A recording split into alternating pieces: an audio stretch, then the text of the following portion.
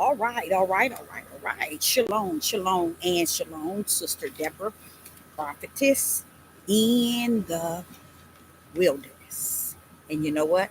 That's all right with me. Coming again on this Deborah platform with another message. And I will say this is a lovely Sabbath day in which the Most High Yah has made. And I, Sister Deborah, share. And I will rest therein. I will and I shall rest therein. I give Yah all praise, all glory, and all honor for who He was, who He is, and who He's going to be. All glory and honor to you, Father Yah. You all that and some, knowing that Ahaya is the I am. I am Ahaya. I am who I say that I am, not who you say that I am, said the Most High God. So I, Sister Deborah, is coming with a power punch. Come go with me where I'm going to take you. A place you have never gone and never, ever will return the same.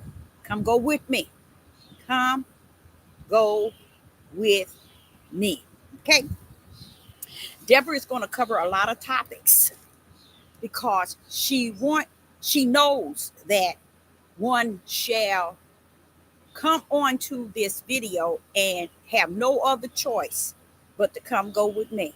Because where I'm going to take you is a place again and again and again. You're going to hear me say, you've never gone before.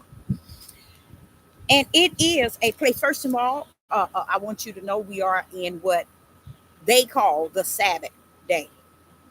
But what I'm learning is, and I have learned, is that, and a lot of you all never really gave it a thought. Why is it Sister Deborah never say that we are in the Sabbath or the Sabbath? The Sabbath is because I knew more than you knew about the Sabbath. And because I knew it from the inner man and not the outer man, and I know it's a hard thing for people that has that information so rooted in their flesh to where it's hard for them to hear anything outside of what they used to hearing in their flesh.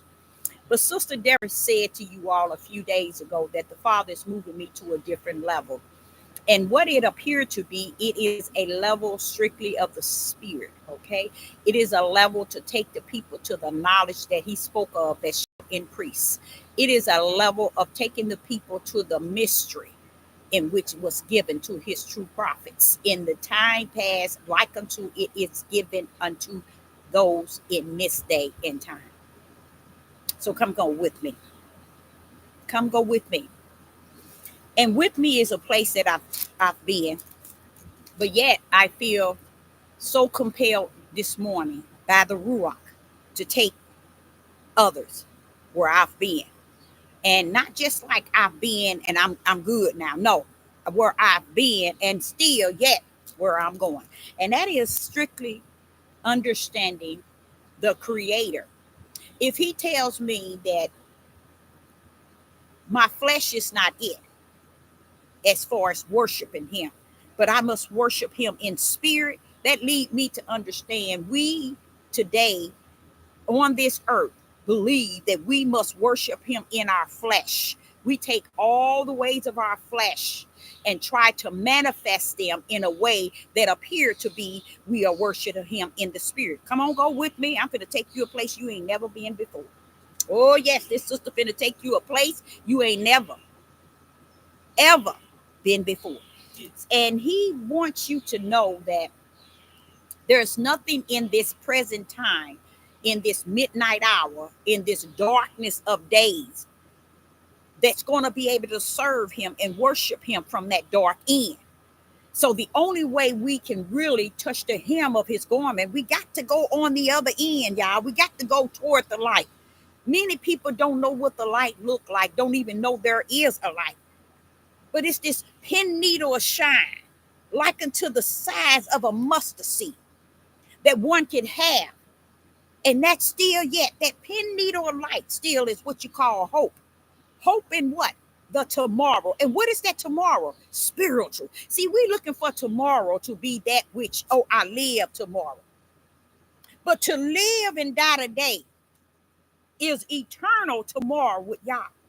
In believing that, not just saying that, in believing it, when you know today holds not the promise of who he is tomorrow with you, then you can understand that to die today is to gain and to live tomorrow, because you understand today wasn't the final and the eternal. It was just a temporary time period. Praise the mighty Yah. Come go with me. I'm going to take you a place you've never been before. Come go with me. Now, I want to first and foremost start off, and I did not bring the beautiful journal books that I have. I walked out of the house without them, but I was running kind of late here. And I walked out without them. But I want to say unto you, first and foremost, I want to start this message off with go by you after Sabbath is up at 6 p.m. today. Go out like ASAP. Get you a book like to a journal. The Father wants me to say to you all that it's time to start putting your words in writing. Put your words in writing. So not only can he hear your words and know your words, then you, your own flesh, can see your words. To who? To the Most High Yah. That's what David did. David did it in a way of constant seeking Yah. David continued to seek Yah. If you see Psalms goes up to what, 160 or maybe even more than that. This is David telling us and teaching us, and we never knew. Come go with me. I'm going to take you a place you ain't never been. David all this time was saying things so we too can learn how to commune with Yah. We got a better way than David because now he lives in us. But the communication with him living in us is still the same as David communicating to him on the outside. Why? Why is the way David communicate, Deborah, and he didn't have him greater on the inside? Why is it the same, Deborah? We communicate with Yah from the inside. Okay? Within our spirit do we communicate with Yah, and Yah communicate with us, and we become one. Okay? But with to David communicated with Yah in words. Okay? And in them words, it was deeper than just writing on the paper. That's why Yah wants me to send a message to each and every last one of you all who don't understand. You can touch the hem of his garment. You can grip the hem of the Most High Yah's garment. And he's showing you a way how. How? Watch this. Now, David was dealing with Yah on the outer man, but yet speaking words in writing on the inner man. We speak to Yah from the inner man. What's the difference?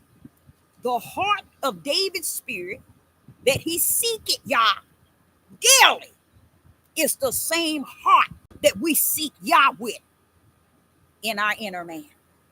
Because see, the world is not going to tell you spirit and truth.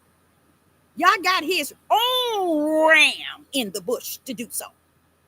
See, David was speaking through his psalms throughout. I seek thee, Father. I seek thee, Father. I seek thee with all my heart. Father, I seek thee with all my heart. Throughout David's psalms, throughout the beginning to the end, he studied saying, I seek thee, Father, Yah. I seek thee with all my heart. What was David saying? I seek thee with my spiritual heart. Oh, Yah. We too, when we are communing with Yah, we're seeking him in our spirit heart. The same heart that David was seeking him, which was a spiritual heart, is the same heart in which we seek when we commune with him in us. The same heart. Sister Deborah, throughout times, have tried. Now, I ain't going to stop. I need to stop saying the word try.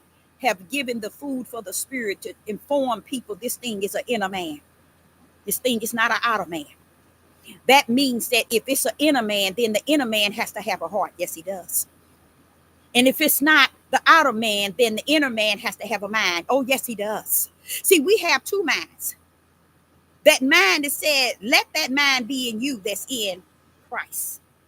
I'm going to see. Now, wait a minute. Hold up. Now, that's a spirit now. That's right. Because we were never informed that the spirit has a heart and a mind. That's who David was. How David communicated with Yah. He said, I will seek thee with all my heart. He means with all my spiritual heart and mind. I shall seek thee.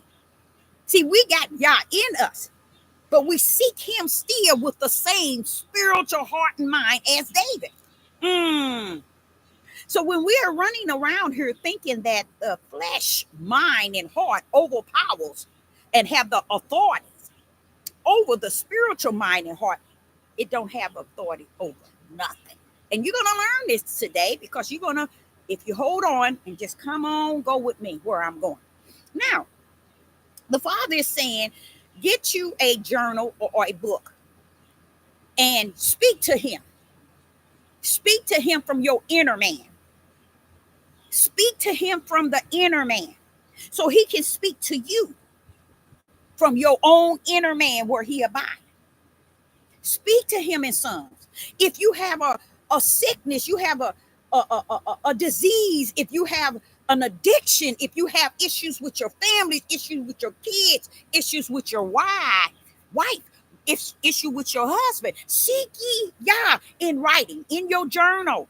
Get up every morning and write in your journal and call it Psalms 1, Psalms 2, Psalms 3, Psalms 4. Each journal, each writing should have a paragraph or 2 or 3 in each psalm. Like Sister Deborah, I write in between, say, 4 psalms. A couple of times I went as far as 10, because I'm letting my inner man seek Yah with all my heart and my mind of the spirit. I put it in writing. Who is it for? You. So your flesh can stand back and say, wait a minute, hold on. Let me read what I done said. Then your flesh should stand around and say, wait a minute, I didn't say that. I didn't really feel that. Oh, I can't believe I said that. Oh, I can't believe I think like that. See, because that'll show you that your flesh is a different entity than you yourself. See, your real self is not your flesh, baby. Your real self is the individual that will stand before the throne of the Most High. Yah. That's your real self. See, the flesh ain't gonna tell you that, nor will they preach and teach you on this devil platform. Why? Because they want you to understand and think and feel and give all your glory and your honor and your authority and your praise to your flesh. Not even teaching you that the flesh goes back to where it's eternal. So, you know what? Let me say this here. There's 2 things that already have their ticket for their mission, their eternal mission. There's 2 things. There are 2 things for sure. Let's say let's say 15 billion times infinity have their ticket to eternal. And guess what it is already? Guess who it is? Satan and your flesh. So why follow the ways of your flesh, the thoughts of your flesh, in the heart of your flesh, when it leads nowhere but one place? It has its ticket to go there already. So what are you doing? Come go with me. I'm going to take you a place you ain't never gone before. And I say unto you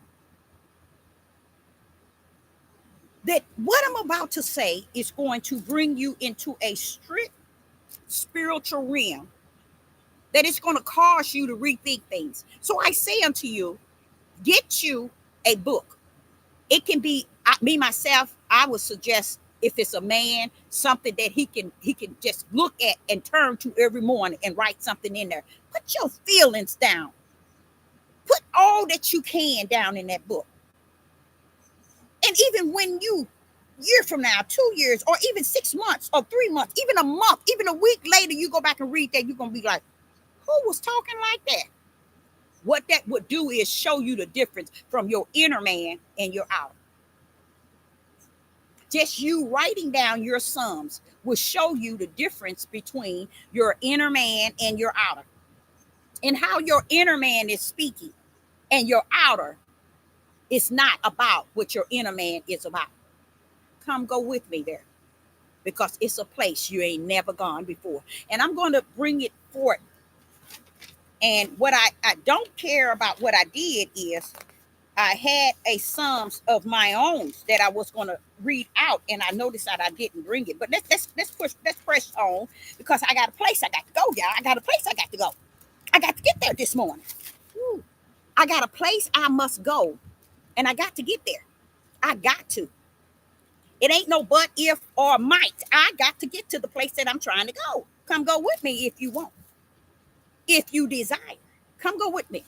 So the first and foremost, again, men, when you go get your journal book, get something that draws your eyes on the outside, and it'll be a reminder for what is inside that wants to speak out. Speak your past, speak your presence, speak your good, speak your bad. Speak unto the Most High Yah in a way that you have never. Let your spirit speak unto the Most High Yah. That's what David was saying. I seek thee, Yah. I seek thee with all my heart. He said, with all my spiritual heart, I seek thee, Father. Now, if that's David, we too think that the Psalms was all about us reading David feelings toward Yah in the spirit realm. No, it wasn't. It was for you and I, that we too may come into Psalms and speak to the throne of the Most High Yah. Many have no idea, none whatsoever, in what that stands for, what that means, what is under that type of mindset. But I come to tell you this day that it is time that you start hearing the spiritual realm of things. Why? Because it's over. And now you hear and heard that it's over, but we past that. We're going past that. We're going to begin to see that it is over. Okay? So get with the men and with the women. Find you a book that does something to you. When you go out to pick out your journal, just go to different places. Don't just pick up any book. Don't just pick up any piece of paper and write your journal. No, we're going to put it in a place. On the outside, it reminds me of I got something to say on the inside. The outside, I'm going to look at it, and it's going to remind me whether it's a book that looks masculine or whatever, or if it's a book that's just beautiful on the outside, but it's going to remind me that I got something to say on the inside. See, the outside is going to draw the mind of the flesh, the beauty, the reminder.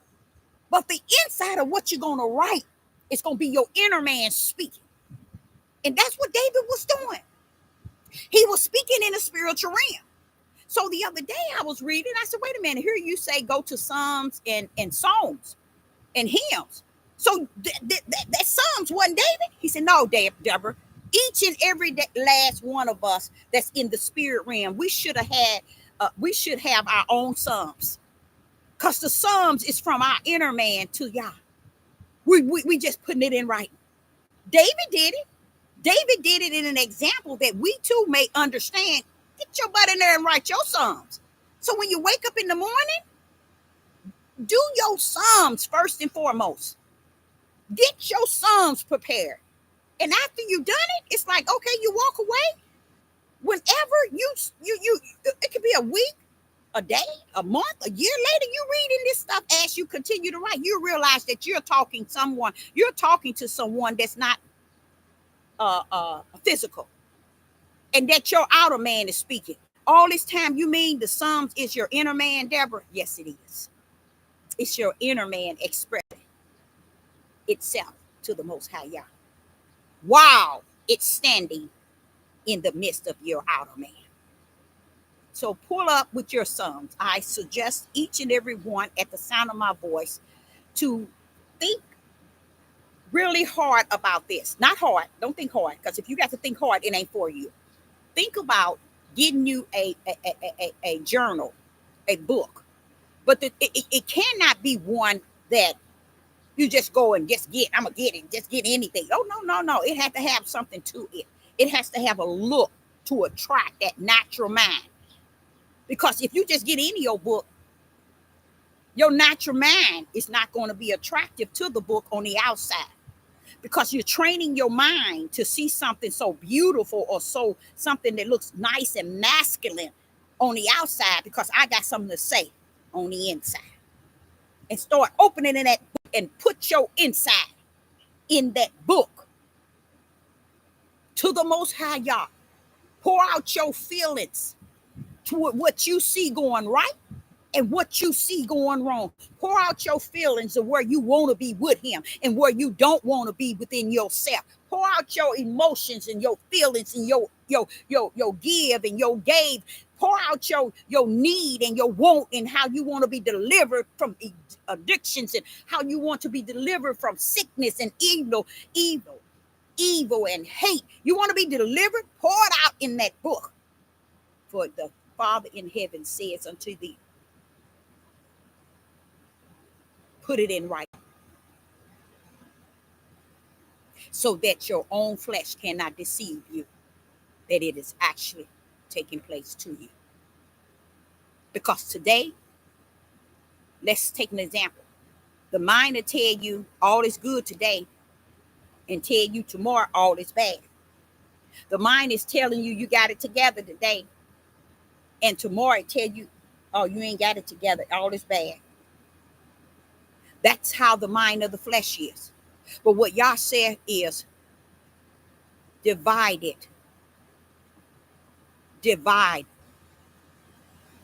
for the outer man from the inner man, and come unto his throne in Psalms. So that was one thing I needed to take you to that. Now, 99.15 billion wouldn't give you what I just spoke. And one might say, when you ain't gave nothing, I know it, because it wasn't for you. How you like me now? It wasn't for you, no way. Okay? Because it's only for the individuals that is searching the things of the spirit. It is not for he that is loaded in the flesh and they got the answer from beginning to end and can't nobody tell them nothing on the inside nor the out. So it's not for you. It's only for he that is searching in the inside to know more about he that is on the inside. Because on the outside, don't know a rat's behind about greater is he that's on the inside, nor are the things in which is in themselves do they know. Okay, so as I continue today, I want to tell you, I give as an individual, because somewhere y'all gave me enough sense in the spirit. Like I tell you, I ain't got no sense in the flesh, but I give all the glory and the honor to he that given me sense in the spirit.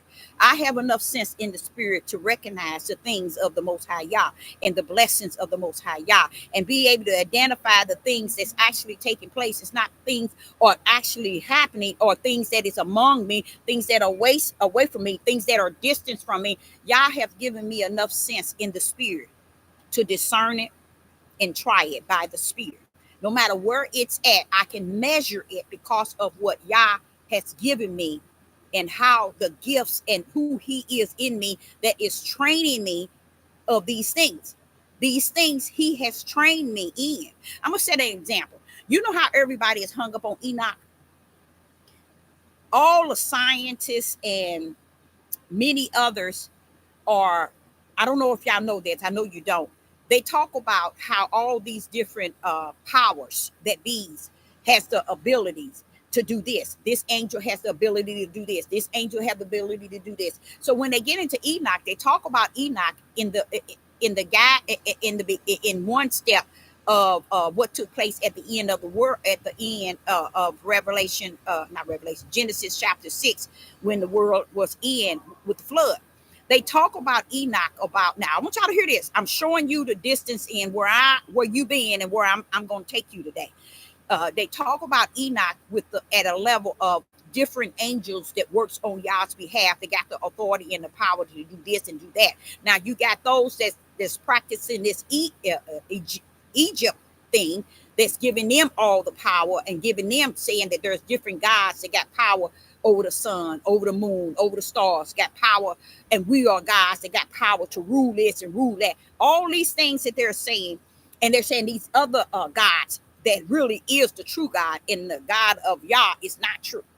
You see, they don't understand all the mess up from the flow up. Yah is allowing them, because Yah need to make sure those that's in the dark stay in the dark. That's why why would a creator create a broad gate if he didn't have the way that they may go? Come on now. Why are you creating a broad gate where you say many shall go therein? Why would you enlarging what you call, a lot of people call enlarging hell? They don't understand enlarging the lake of fire. That's really what it's enlarging. You see? So what people don't understand is, what would you do that for? Because he already know. Deborah, if you got someone that's going to deceive someone, and I said that there's going to be deceivers and false prophets, don't they have to have somebody they can deceive? Don't they have to have those that they can be false to? When I give them something, something. Didn't I tell Satan that at the beginning, Deborah? I sat and told Satan, you're going to have your seed. How Satan going to get them seeds? I'm going to give them to him. How you like him now? See, people don't understand who they dealing with. So the same one that they talk about Enoch having the power to tell us about the fallen angels, which they never were fallen angels. They were angels that had a mission from Yah, and they could go from earth to heaven. These were angels. These were sons of Yah. But it's what they did when they got on the earth and they left their spiritual purpose and their spiritual calling, and they began to go into the worldly ways of men, which was wives. You see, the same mindset today. See, a lot of people don't understand that. When you see them doing that today, it's because that's a product of what was warned yesterday, that we will be like the days of Noah. These angels were coming in to get what they saw men doing. What were men doing? They were selling sex trafficking their daughters. Just like today, sex trafficking. Come go with me. I'm going to take you a place you ain't never gone. All right. So here it is. And it's the same way is they were having them born to them. What do that born mean, Deborah, when it says men was multiplying? So we knew we had a lot of men, and daughters were born unto them. Why wasn't it born to the woman? Because it's what the men were doing with the daughters. Sex trafficking. Selling their babies. So what did happen? The angels that were sons of Yah saw what the men were doing, and they saw the children, the daughters, fair. Now, this fair that they speaking of is young, okay, and beautiful, but it was more so in a fair of that detached to young. That's why they said being born unto them, being born unto them. So what happened? They took on, and it didn't say they had wives, but they took them. They took still what they should not have, because they were the sons of Yah, who had a mission to come down here to do the will of the Father, and they can go back and forth and back and forth. What was special about these angels that took these daughters? You want me to tell y'all the special thing about them? That they come here with more more knowledge in the kingdom. The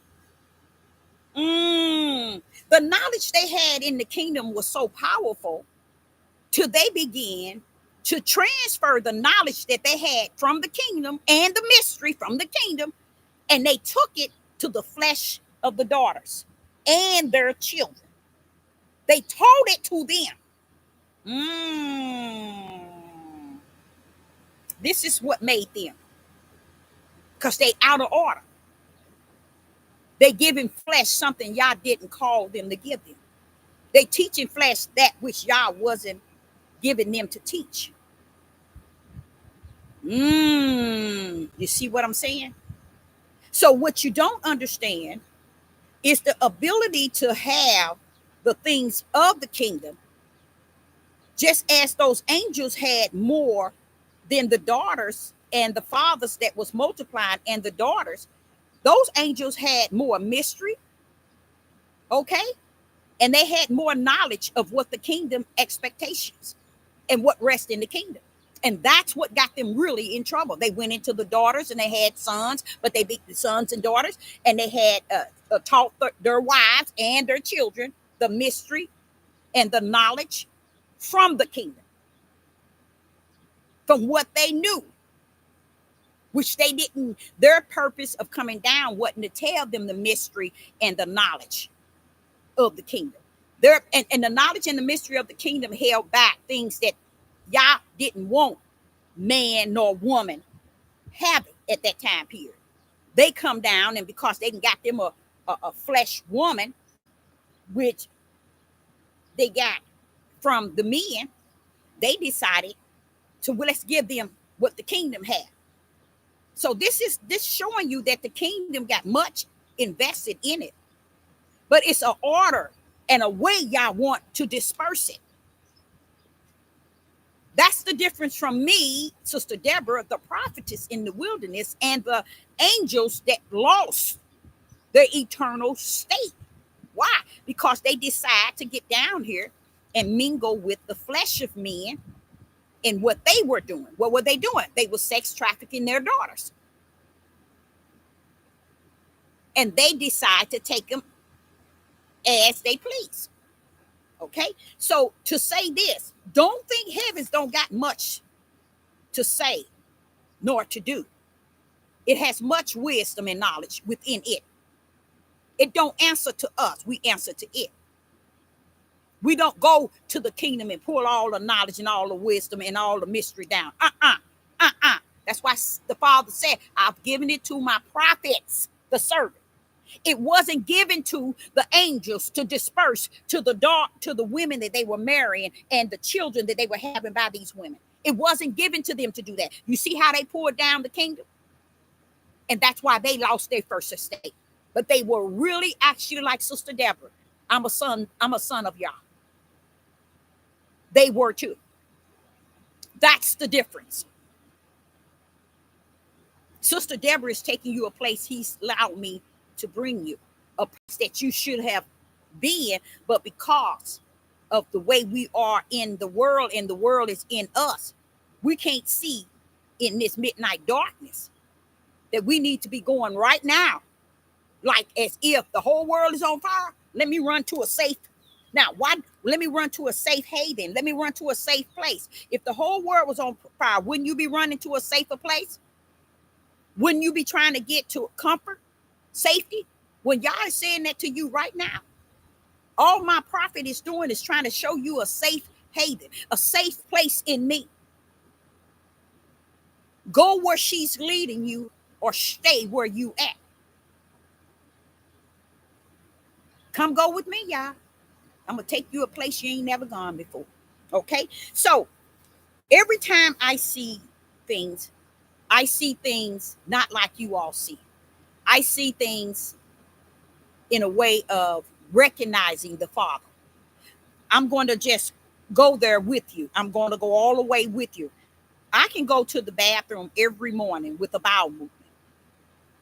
And every morning, almost around about the same time, in between 10 and 11, I have a bowel movement.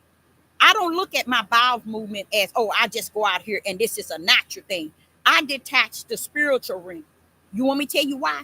Do you know how many times throughout my whole life I've heard people having problems being able to have a bowel movement every day? Do you know that? It was created that everything we take in come right back out. But it's a blessing if you can do it, everything you take in, that it comes right back out. But when you're able to do it once a day, that's a blessing inside of a blessing, letting you know there's a system in you that is working.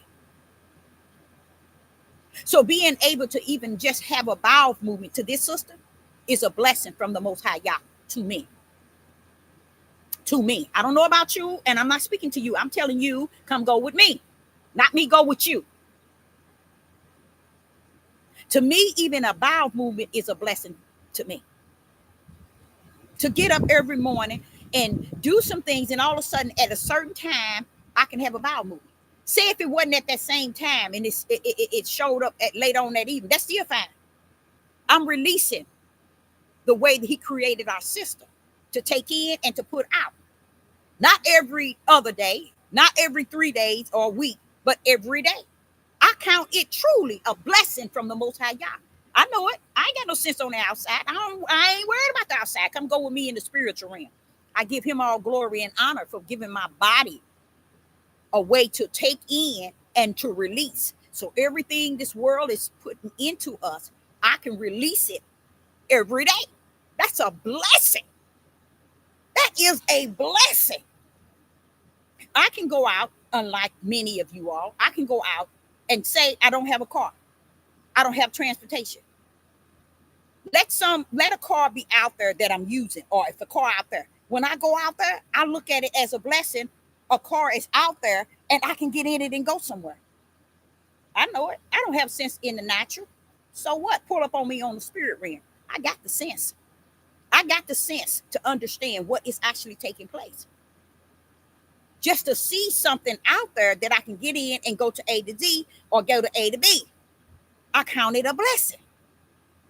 Many of you all might think that, okay, Sister Deborah wants somebody to give her finances and do this. Let me tell you something, baby. Where your sickness is at, it's not where mine's. Mine's who I am rests in the spirit realm. Any time someone bless me, I look at it as Yah. I know it. You think what you got is about you and how you got it. But see, I'm different from you. I don't see this tree. I'm going to set an example. I checked the weather and I said, no, it's too hot for me to go out there under a tree. Oh, no, it's 90 degrees. Do you all know I was running a few minutes late? I sat here and I sat down. I said, wait a minute. This can't be 90 out here. This feels good. Guess what I did? Thank you, Most High Yah. Thank you for the breeze. Thank you for making it to where I think I can do this video under this tree. When you learn that you give your flesh too much glory, you give yourself too much honor, you praise yourself entirely too much, that's because you are of the flesh. Learn to thank the Most High for any and everything. If a prophetess can tell you on this nationwide website or a site that her bowel movement is to her is a blessing. You think I give a rat's behind how you think and feel about what I say? My glory is given to the Most High Yah, because I've counseled and I dealt with too many people who have no problem having a bowel movement once a week. So don't act like you ain't got no sense. I know I don't have none on the outside, but I pull up on the spiritual realm. You get all tore up. So what Sister Deborah is about to say is, come go with me, because I'm going to take you a place you ain't never gone. Okay? So when he was telling me about David, and I gave you that. But he said, we shall be banned from the truth. The Most High said, we shall be banned from the truth. Okay, Father Yah, how can we be banned from the truth? How can that be? Because there's going to come a time when you're going to search for spirit and truth and you will not find it. We already at that level. But being banned being banned is because the world is not going to allow us to speak the way Sister Deborah is speaking to you all now. This is what he's talking about when he's saying being banned from the truth. We're not banned from it from the inner man. We're banned from it from the outer man. Even our own flesh is going to ban us in the spirit from its truth. That's messed up, ain't it? So this is why it's important to always have a journal of Psalms, because your own flesh is going to work real hard banding you from spirit and from truth. So when we think that, oh, it ain't bad yet, we'll cross that bridge when we get close to the bridge where it might get bad. Oh, no, baby. Everything this sister is saying to you all, this is preparation for what is already bad, but your eyes has been blinded to see. But when that hour comes, no, when that minute comes, you better hope you got something within. Because if not, you're going to be stuck in that darkness in which you have found comfort in. Okay?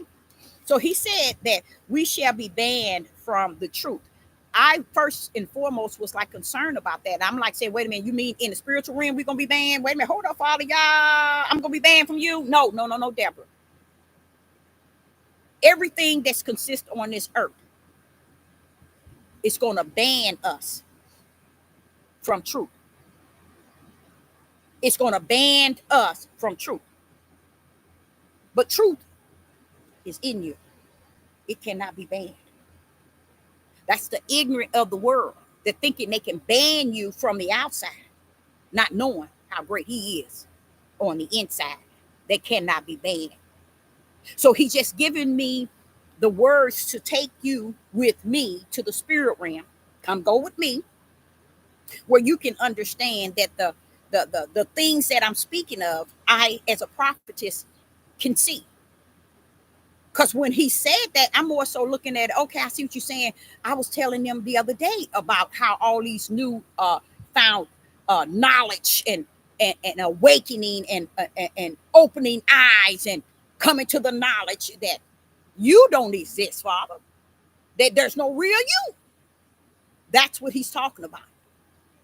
We're going to be banned from anything true. So if you stand your tail on here and look at Deborah like she's stupid and you cockeyed, you go right ahead. I'll be that.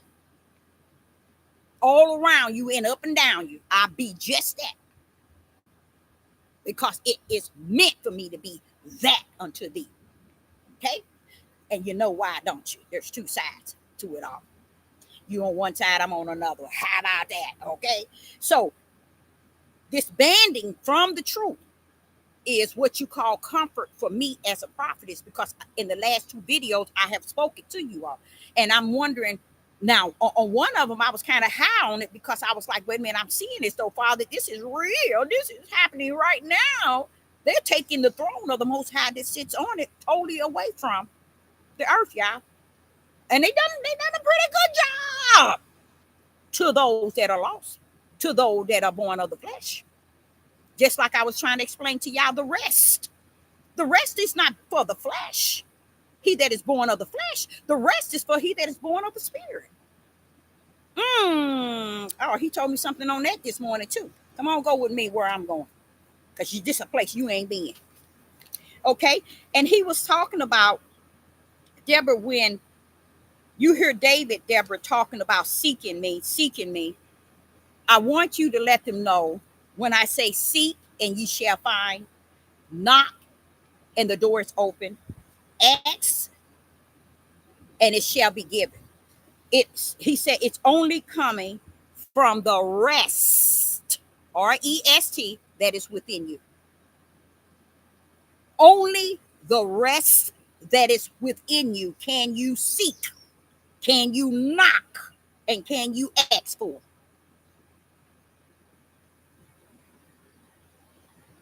Seek, knock, and ask is the rest within, in the spirit realm. Seek, knock, and ask.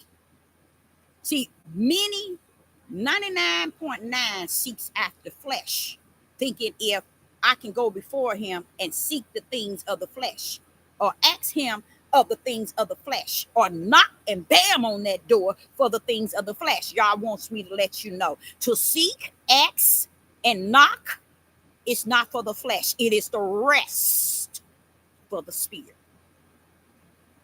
That's why David was saying, I seek thee, Father, with all my heart. He was speaking of that resting place. He was speaking of that resting place. That place where y'all can give him rest from the wars that he was fighting, the battles that he was having, the turmoil of his life, the enemies that was on David's back. Y'all don't know nothing about that, do you? No, because ain't nobody taught you. They taught you lies. Okay, so David was caught up in his Psalms in knocking, seeking, and asking throughout his whole Psalms. Go back to it, read them. And the Father wants me to let you know he was seeking rest therein. Rest from his enemies, rest from his wars, rest from his turmoil, rest from his disasters and his emotions and his feelings. He was seeking rest in a place that you all don't understand what rest are in. Okay, now David, he said that David was seeking Yah all the rest of his life. All of his life was he seeking. He was seeking what? Rest in Yah. Father, I got to fight all these battles. I got all these wars. I'm losing enemy. I'm losing all my men, and wars are all around me. Death, killing, suffering, pain, heartache, emotions, feelings all around me, Father. I need rest. So what did he do? He knocked. He seeked. And he asked for rest in Yah of all that chaos. All his life, said the Most High Yah. Now, let's go there. Let's go all the way there. The Most High Yah wants me to take you. Come go with me. Yah used the word and the power. Yah used the word and the power. Yah used the word and the power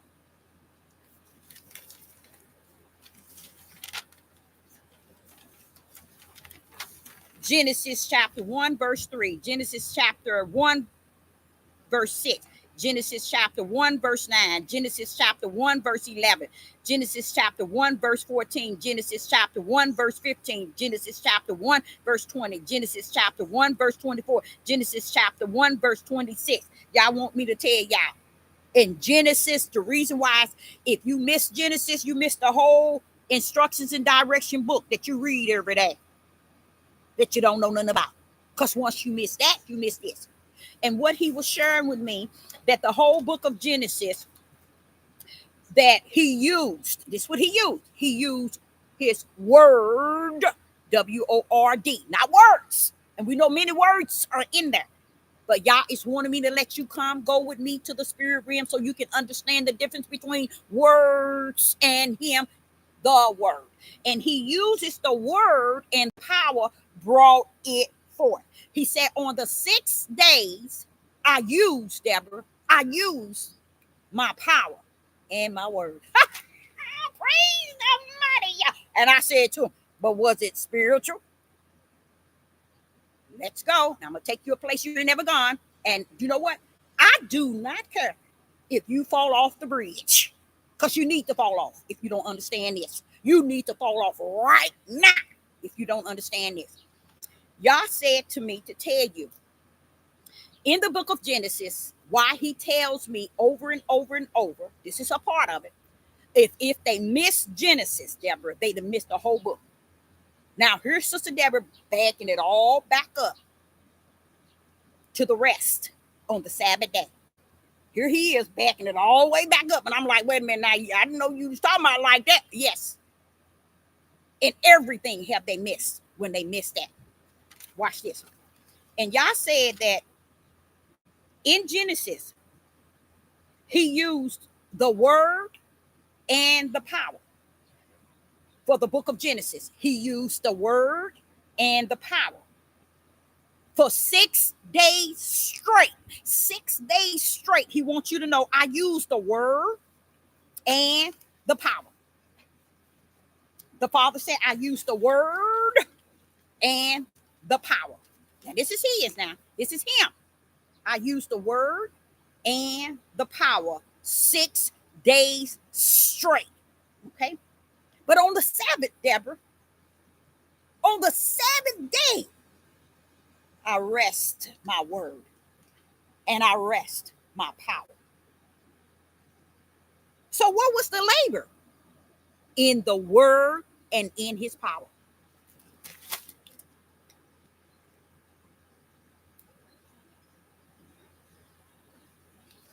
The labor was spiritual, you guys. The labor in which he labored, the evening and the what was that? The evening and the morning was the first day. The evening and the morning was the second day. The evening and the morning was the third day. The evening and the morning was the fourth day. The evening and the morning was the fifth day. Was it the evening and the evening or the evening and the morning? Let's go there. I got to get that right because he's kind of taking me a little bit off the road here. So I got to get that right. I got to make sure I got that right. The evening and the morning. So I did have it right. The evening and the morning on the first day. The evening and the morning on the second day. The evening and the morning on the third day. The evening and the morning on the fourth day. The evening and the morning on the fifth day. The evening and the morning on the sixth day. Deborah, I was rolling, wasn't I? With the word and the power. So was this labor in his flesh or was this labor in his spirit? Somebody need to talk to Sister Deborah. Anybody in the live chat? Was this the labor in his flesh or was it the labor in his spirit? Was he working? Makes you think, don't it? Makes you think. And the serpents better slither on off this page right now because your head gonna get crushed, and you ain't gonna never be healed. So it's best that you take out your time right now. Take the opportunity to do what the prophets say. Get your butt off this line right now because this is not your page. Go to the page where the serpent can slither freely in his grass that's burnt up. Okay? So let me say that again. Let me take you where the Spirit is wanting me to take this thing right now. Okay, Father. Let me get the paper again, Father, y'all. I'm gonna have to get it to you. Now, how did that paper escape? And my head thing is falling off over and over and never. It ain't never done this. Y'all see that? It ain't never kept falling like this here. Okay. Oh, that's okay. It's telling me. Oh, here it is. Nope, that's not it either. Wow. Okay, but yeah, this is. I use this one here. Now, the Father, I'm gonna say that over again, so the serpent can get it good and slither his tail and her tail up out of here. Now, watch this. The Most High Yah told me to bring before you, not me bringing before me, because he in me and greater in me. He didn't already talk to me, and I was like, so I get it. See, I don't battle with the spirit. My flesh don't battle with the spirit. Why is that? If I can stand on this meter and tell you this platform and tell you I count it a blessing to be able to go and have a bowel movement a day, I'm telling you my flesh is working in the proper order, and I give all glory to the Most High God. Somewhere I'm not of who you are, you see, because I believe in everything I see that there's order and there's peace and joy in, and I can see him. I'm gonna shout it out, and that's one place. Every last one of us, every time we take something in, we're supposed to be able to disperse it out.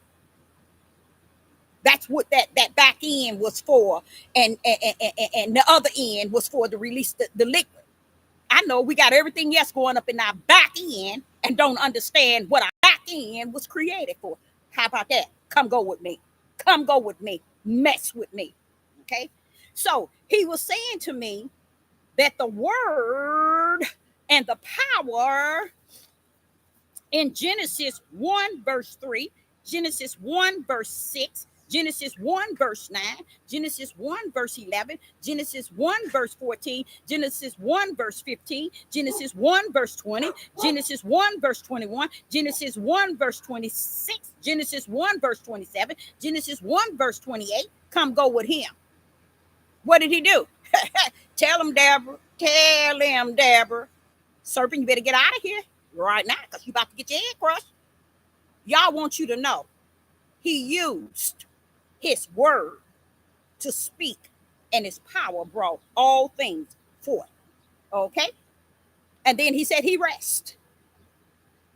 The evening and the morning was the first day. The evening and the morning was the second day. The evening and the morning was the third day. The evening and the morning was the fourth day. Evening and the morning was the fifth day. The evening and the morning was the sixth day.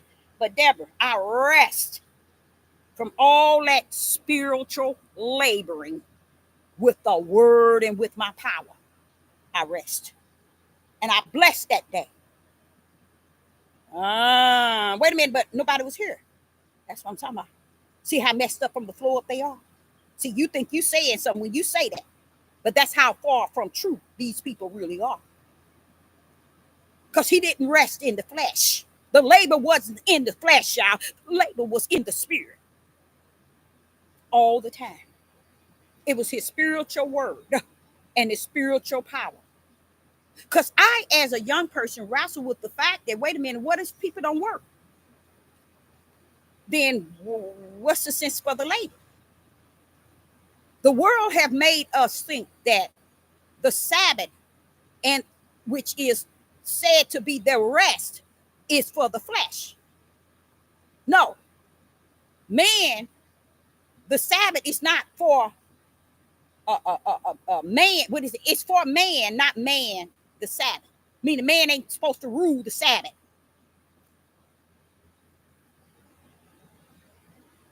Come go with me. I'm going to take you place you ain't never been. The Sabbath ain't never supposed to been ruled by man. The Sabbath come to rule man. To give him the rest from the spiritual word, from the spiritual power. It didn't make sense to me as a young girl. That's why I'm telling you, when I'm in the wilderness, I'm like this, asking all kind of questions. When I walk out, I have the answer, but I go head on. Because I figured, okay, everybody's supposed to have this too, don't they, Father? Don't they supposed to have this? No, they don't. It is only given to those that I have given it to. So he says here, he says that you need to tell them today, Deborah. And he went on to telling me today about, you know how that next step you moving to, baby? You already moved there. You just didn't know it. I said, wait a minute, Father, I was talking about after this month. That's your time. My time is not your time. You already to move to that next level. You don't stay on that level and set it on a calendar of man. I done set you on a calendar of mine, and now you have in that step. Because I was asking that last night. I said, it seems like I done moved to the step already. You have. And don't look back. Now, this is what he gave me that blew my mind. Come go with me where I'm going. He told me about all those verses in Genesis 1 and how the word and the power was used. And they missed it. They never saw the evening and the morning was the next day. He worked throughout the day. Throughout the 24. He portrayed, he did his word and his power. We too, that are of the spirit realm, supposed to labor for y'all 24. On that 7th day, we can rest this time. But it's not the rest that you all think. Watch this. Anytime you get an opportunity, sit back, pull up the word rest in the Bible. Let them give you all, and then you go to the part where it says acknowledging or all the rest in the King James Bible. Let them pull it up, read every verse. You're going to say, well, wait a minute, Deborah, this rest ain't got nothing to do with us laboring on the job. That's on you. You lost without a cause, not me. Once you see it, then you understand where I'm coming from. But this is going to really make you go there. It's going to make you come go with me. Watch this.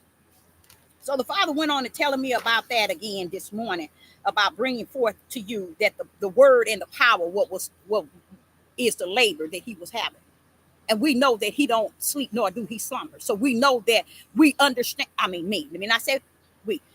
I understand that the word and the power is not something that y'all cease or sleep from. He don't sleep nor do he slumber in his word and what in his power. Okay, so what is it saying?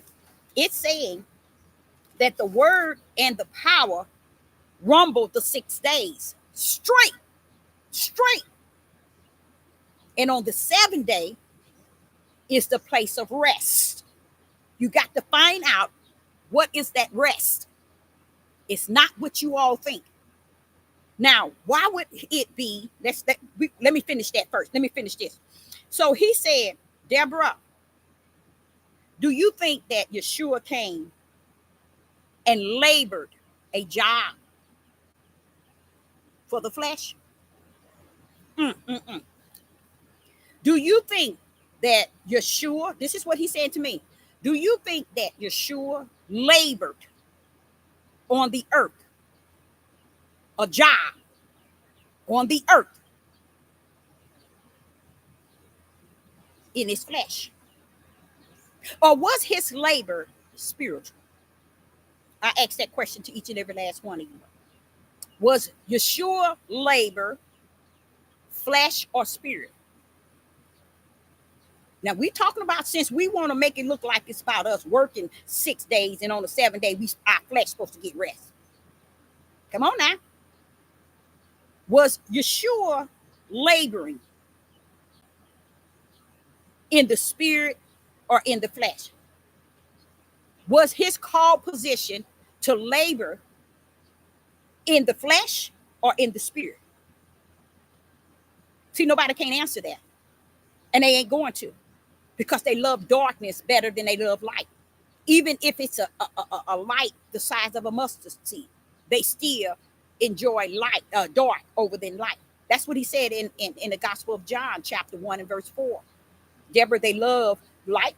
It's bright, but they love darkness. It's too hard to come out of your darkness because you love that darkness that much, to where even a pin needle of light would even prick you to say, wait a minute, y'all, let me get out of this darkness. No, they ain't gonna come out. So my message is not for you to come out. My first message is for you to find a way in. Because where you at now, if you think that's where it's supposed to be, you keep living, keep it going. Now listen to this. This is what did it. When the question came also before me. Now his works and his power that he done the 6 days, that there shows you that was spiritual. That required him to stop it on the 7th, because all was what? Finish.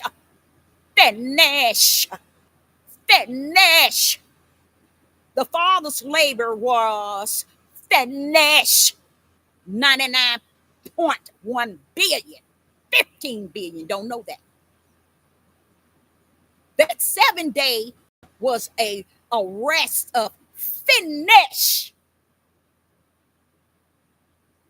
Finish what? My word and my power 6 days straight. And none of that is consist of the flesh. Why? Because he hadn't even brought Adam forth, nor Eve. So he was giving us an example of how powerful Genesis 1 is. And if you missed it, you'd have missed the whole book, because you missed the whole book. People are serving darkness rather than light, because they missed the whole book. They are worshiping the flesh than they are the spirit. They done missed the whole book. They don't see the power of Yah because they so busy seeing self, flesh, boasting, pride, ego, all the things that has been manifested in their flesh to make them think that they all that and some, to they escape the things of the spirit. Now, this is the key. When he said to me, did Yeshua come to labor a job on the earth? No. Yeshua said, I am come to be about what? My Father's business. So was Yeshua's job in the spirit or in the flesh?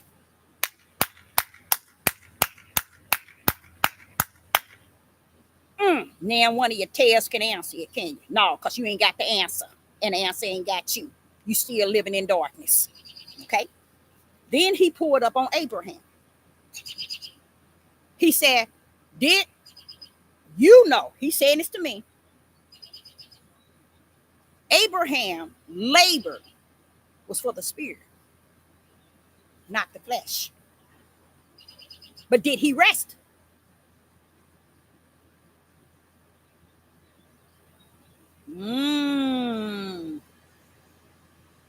David labor was not for the flesh, it was for the spirit. But did David rest?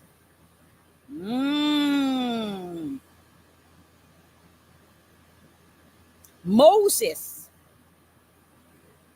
labored, but was his labor spirit or was it flesh? Now, when you say labor for the flesh, you got to understand you get a paycheck when you go to work, don't you? You clock in when you go to work, don't you? You have to be there at this time and leave at that time, right? That's the world's way of seeing labor. Y'all want you to come to the realm of the spirit and understand, was Abraham's labor like your labor or the labor of the world? No, it wasn't. Was David's labor like your labor in the world? No, David's labor wasn't like yours. What about Moses? Was his labor your labor? What about Jacob? Let's say Jacob. It was Jacob labor like unto your labor. Where you clock in and you get a job, or you labor out here in the cotton field, and when you finish, you get a penny. Where they labor like unto your labor. Okay. Now he want me to stop. He said, stop them right there. Let's go to David. Let's go to Jacob. He said, stop them right there. Jacob labor was not like your labor. But he wants you to sit at show you all the two difference in the labor. Jacob labored to get the man's daughter. Did he ever get her that way? In the labor in which he labored. See, David was laboring for something in the flesh to gain the daughter. So when you saw Jacob laboring for this man so that he can get his daughter, look how long he labored for the man for that which was flesh. So the Father wants you to step in a different realm. Come check Jacob out in the spirit. Was Jacob labor the same in the spirit as it was in the flesh? Totally different, y'all. Jacob labored in the spirit was different from the labor for this man to get his daughter, because it was the labor of his flesh. But y'all had up in him a labor of his spirit. That's where he wanted me to stop at Jacob, so you can see the fleshly labor versus the spiritual labor. Okay. And then he spoke of Solomon. Did Solomon clock in on the clock? Was Solomon labor the same as the labor that you labor? Solomon had a labor that was off the chain because he was building the temple of the Most High Yah. Was that a natural labor or spiritual labor? That was a spiritual labor. He was building what his father didn't get an opportunity to build for Yah. And it took time, it took strength, it took might, it took labor. So he labored to do the will of the Father, to build Yah a temple. That was in the spiritual realm. He was doing the spiritual order of Yah. Okay.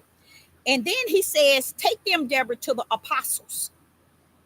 What job did each apostle have in their laboring, where they took the 7 day as a rest? Woo-wee! Father, you're going to get me in trouble, ain't you? You're going to get me in trouble. I'm in trouble. Where did the rest that the apostle found after laboring 6 days?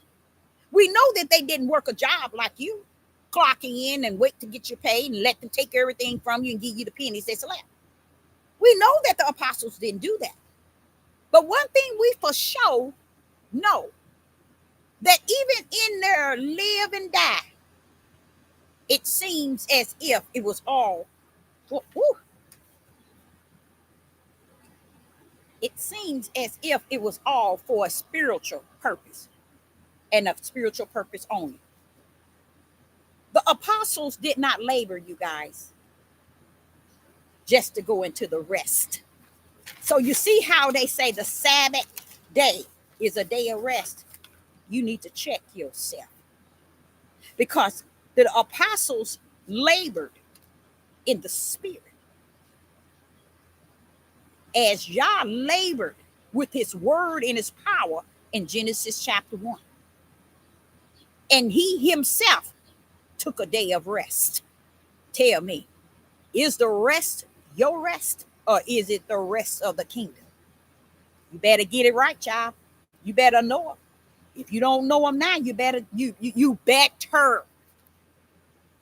come to try to understand if you got him right or not.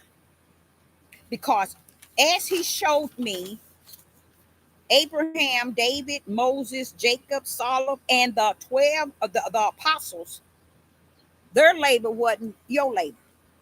So how did we take us working 6 days to serve man, to worship man, to serve ourselves, to gain for ourselves, like unto when Yah created with his word and with his power? How can your labor 6 days match Yah's labor in the spirit realm, using his word and his power? Your labor is no labor. All the labor you're laboring is for your flesh, you guys. We're pulling up in the twos now, y'all. We're pulling up in the twos.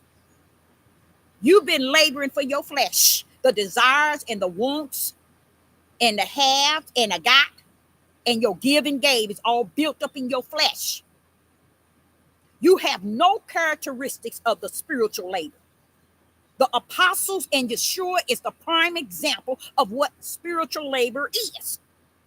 It's doing the work of Yah that's going to require a rest on the Sabbath day.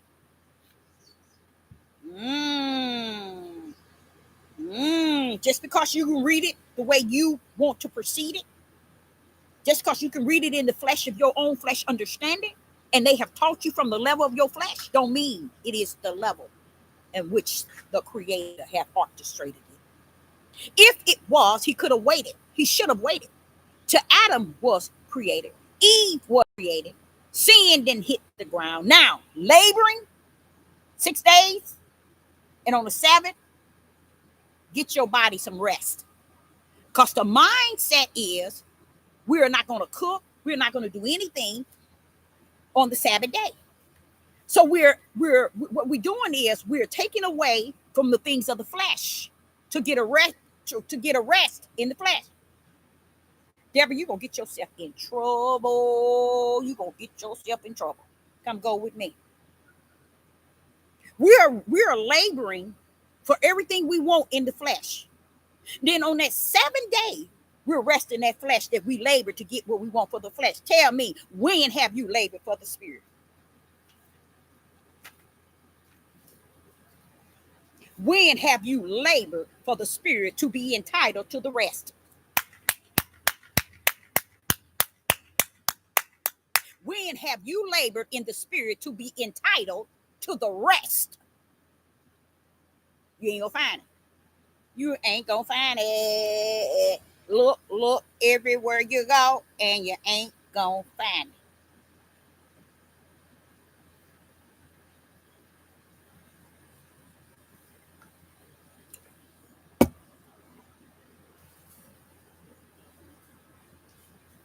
The Father was speaking to me about this rest.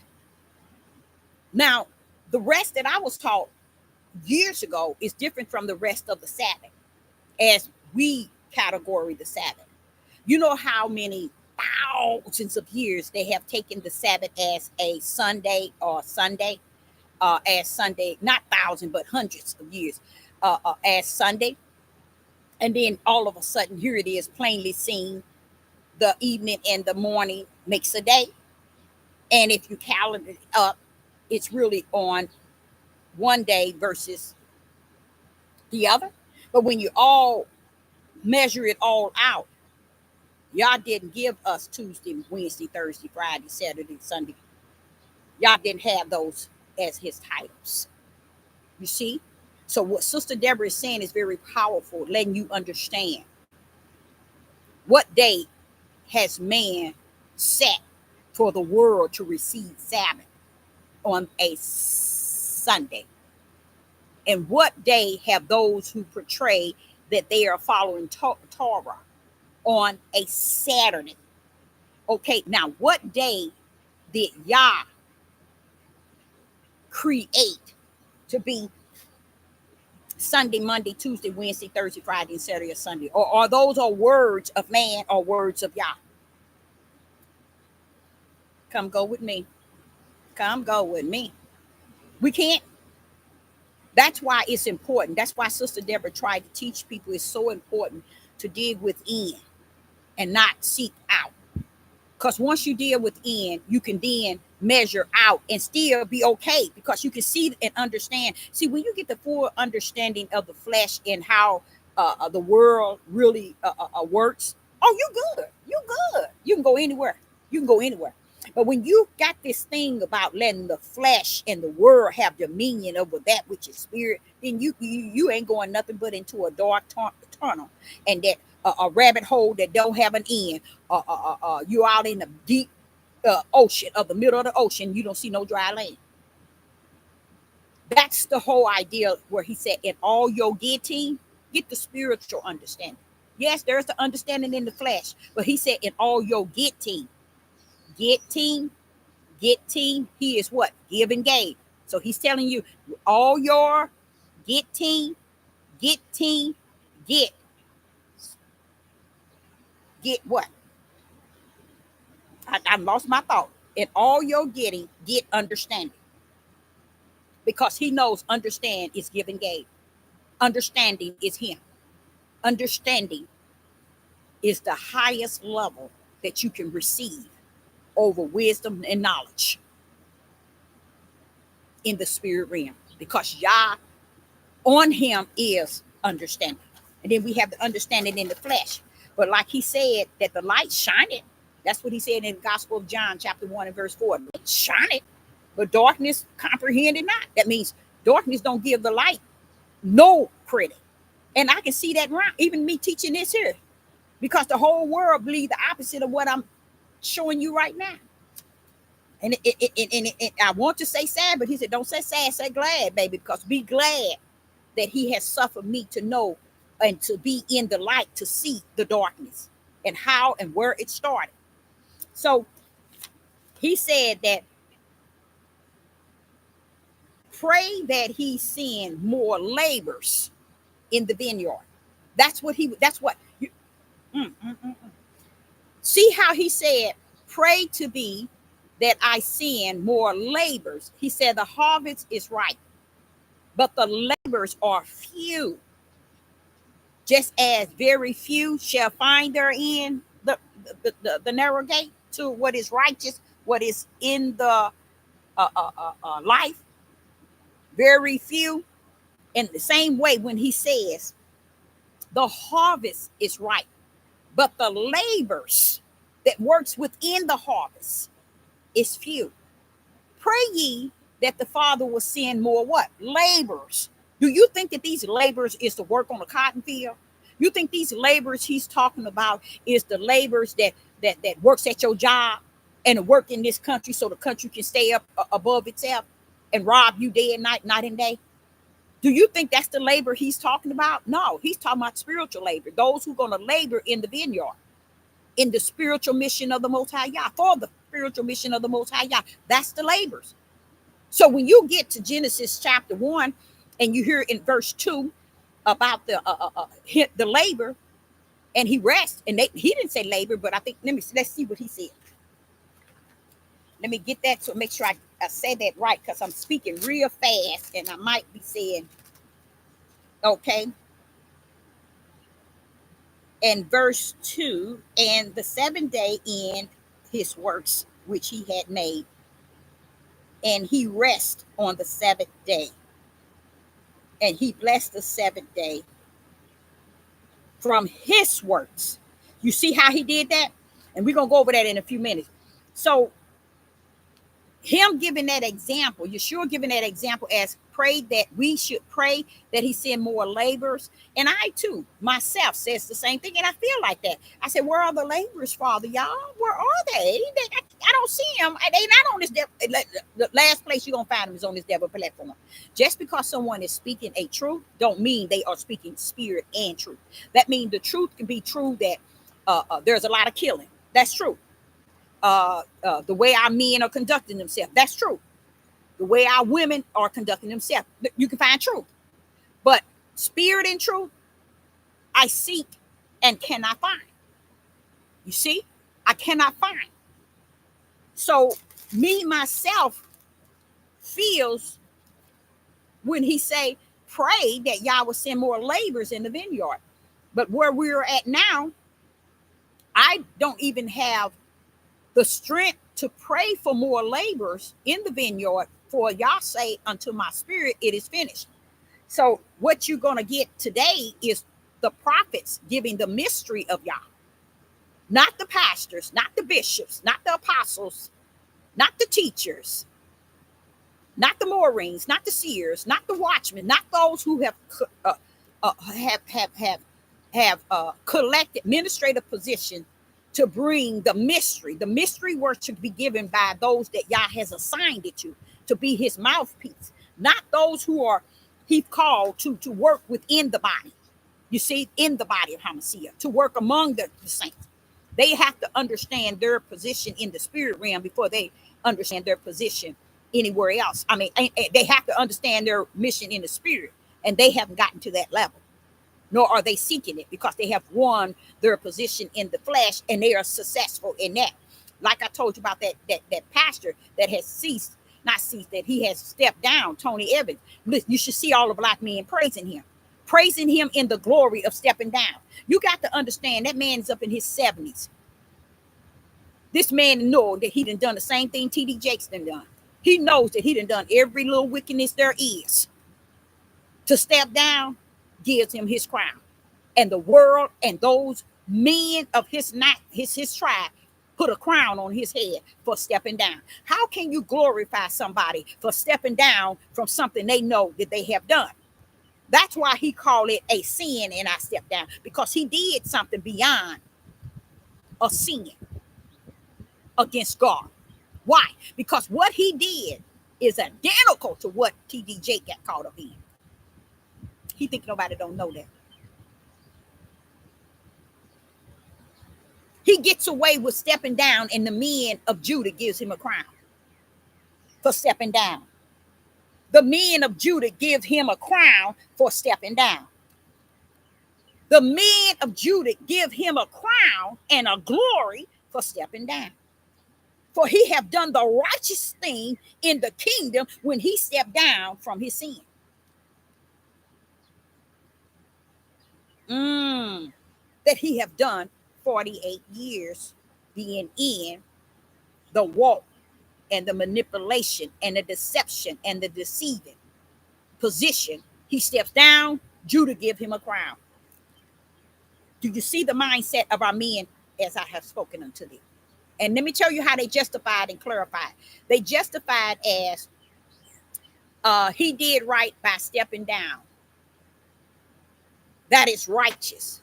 That is just for a man to own it. He ain't own nothing. You don't even know what he did. Stepping down don't mean anything. He can step down and continue what he was doing. But what difference does it make to the world? It doesn't. That's why I say a lot of our tribe of Judah men are in the world, and they're not coming out of it. They got the world mindset. They see things in the dark. They see things in the flesh. And they glorify it, they praise it, they exalt it. And I see all these men covering the fact, and some silly women too, that this man stepped down. Baby, he didn't wait a minute, who did he step? Wait a minute, hold up. What did he step down from? Being caught? Being revealed? One told him, hey, I'm getting ready to tell, or I better step down. It'll make me look better. Isn't that what politics? They resign once they done the worst of the worst. Come on now, talk to me, somebody out there. I know you can't because you don't know nothing. Same way the world does things. The world, they can do some of the worst of the worst, and they'll step down and resign and get out of it. Well, this is what this man did, but he is just worse because he deceived the mass that he was a man of the Most High Yah, sent by the Most High Yah. And his sin is too heavy and too hard to reveal to the world, or else he knows that they'll see him standing by Puff Daddy, TD Jakes, and him on the side, and he don't want that.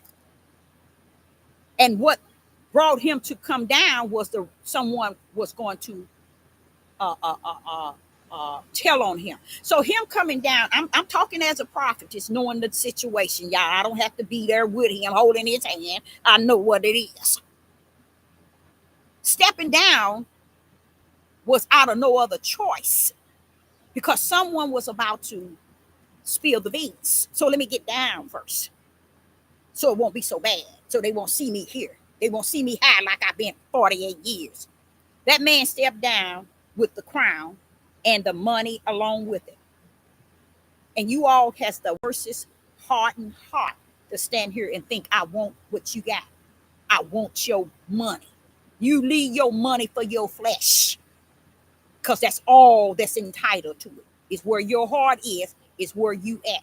I hate the mindsets of individuals who think that way, because I already know that mindset is in Satan and the seed of Satan's and those with a hardened heart.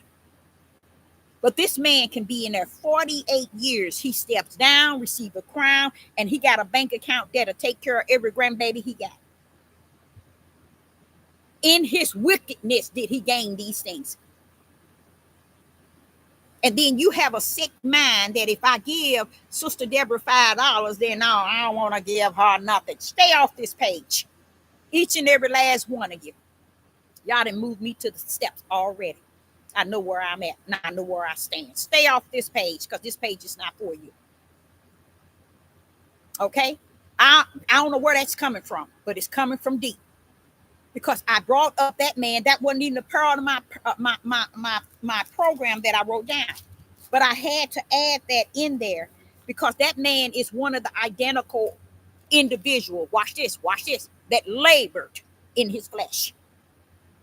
He steps down in his sin of his flesh, gets a crown, and next thing you know, he has enough wealth to take care of every last grandchildren in the next 100 years. Because the world have made sure he was well taken care of. You want me to show you how well the world took care of him? They allowed his sin to be hidden all these years. Oh no, a lot of y'all think that it started a year ago or a minute. He knows it's been going on for a mighty long time. I emailed a young man who's for when he's seen he can melt you. He can when it has been said Satan was a singer. Let me tell you something. I think the earth better wake up to all this music. You better wake up to this music and realize if somebody is not singing to your spirit, and your spirit is not moved, but your flesh is horribly moved by the spirit, by the words, you better be careful. Because even Sister Deborah can be won over those words. He that labor in music is laboring for the flesh. As Satan. That was his number one thing. And they could sing. Now watch this here. This man labored for his flesh all this time. 48 years he labored for his flesh. He took advantage of the Sabbath day on the Sunday. So he followed through with being what you all think a pastor out of God's own heart. See what y'all get? You see what he get? He get the trash. Look at TD Jakes. That man had more than one church. TD Jakes had more than one location. Clifford Dollars, all of them. Now I'm speaking of Judah, because you know I'm the prophet that's in the midst of Judah. So I sit and saying to you, this is labor, y'all. This is what I'm even speaking of labor. I see where y'all's coming with this. I see how he's bringing this in. He just showing me another form, Deborah. That was labor for the flesh. That's why it didn't bother him that what he was doing was feeding the people. And I couldn't understand. Every time I used to hear him, and I probably heard him out of my whole life 5 times. Each time his message was always a lie. I'm talking about a sister here. I heard that man teach. And if you tell me he's been teaching 48 years and the 5 times this prophet heard him, every message he taught those 5 times was a lie, I never went his way. And it wasn't 5 times, one time this week I heard him, next time. It was years spread it out. But the times that I did hear him, his message was always a lie. And I always saw straight to him and said, I wonder why he had such a large multitude. I thank Yah for the knowledge he said that would increase in these last days, because the knowledge come bringing light. It's shining light on darkness, not in the way that you all think he's bringing you shining darkness on the wickedness. See, a lot of us look at, oh, Yah is bringing them down because they never represented Yah. So y'all so sick to think that he's bringing them down. How is he bringing the devils down? The devil ain't in hell yet. He ain't burning. He's not in the lake of fire yet. So how is he bringing them down? Wait a minute. What? This man has resigned, taken care of for the rest of his life and every grandbaby he had. And the world is giving him a crown. The tribe of Judah is giving him a crown. Now, Europeans ain't going to give him a crown, but that just shows you how destroyed the mind of Judah is. The men. You got some women giving him the crown as if he did something that belonged. Okay, I'm going to show you how. This is a prophet in the wilderness. This is how I'm seeing it. Here he is, did what he did. And because he stepped down, they put a crown and put him in the throne next to Yah.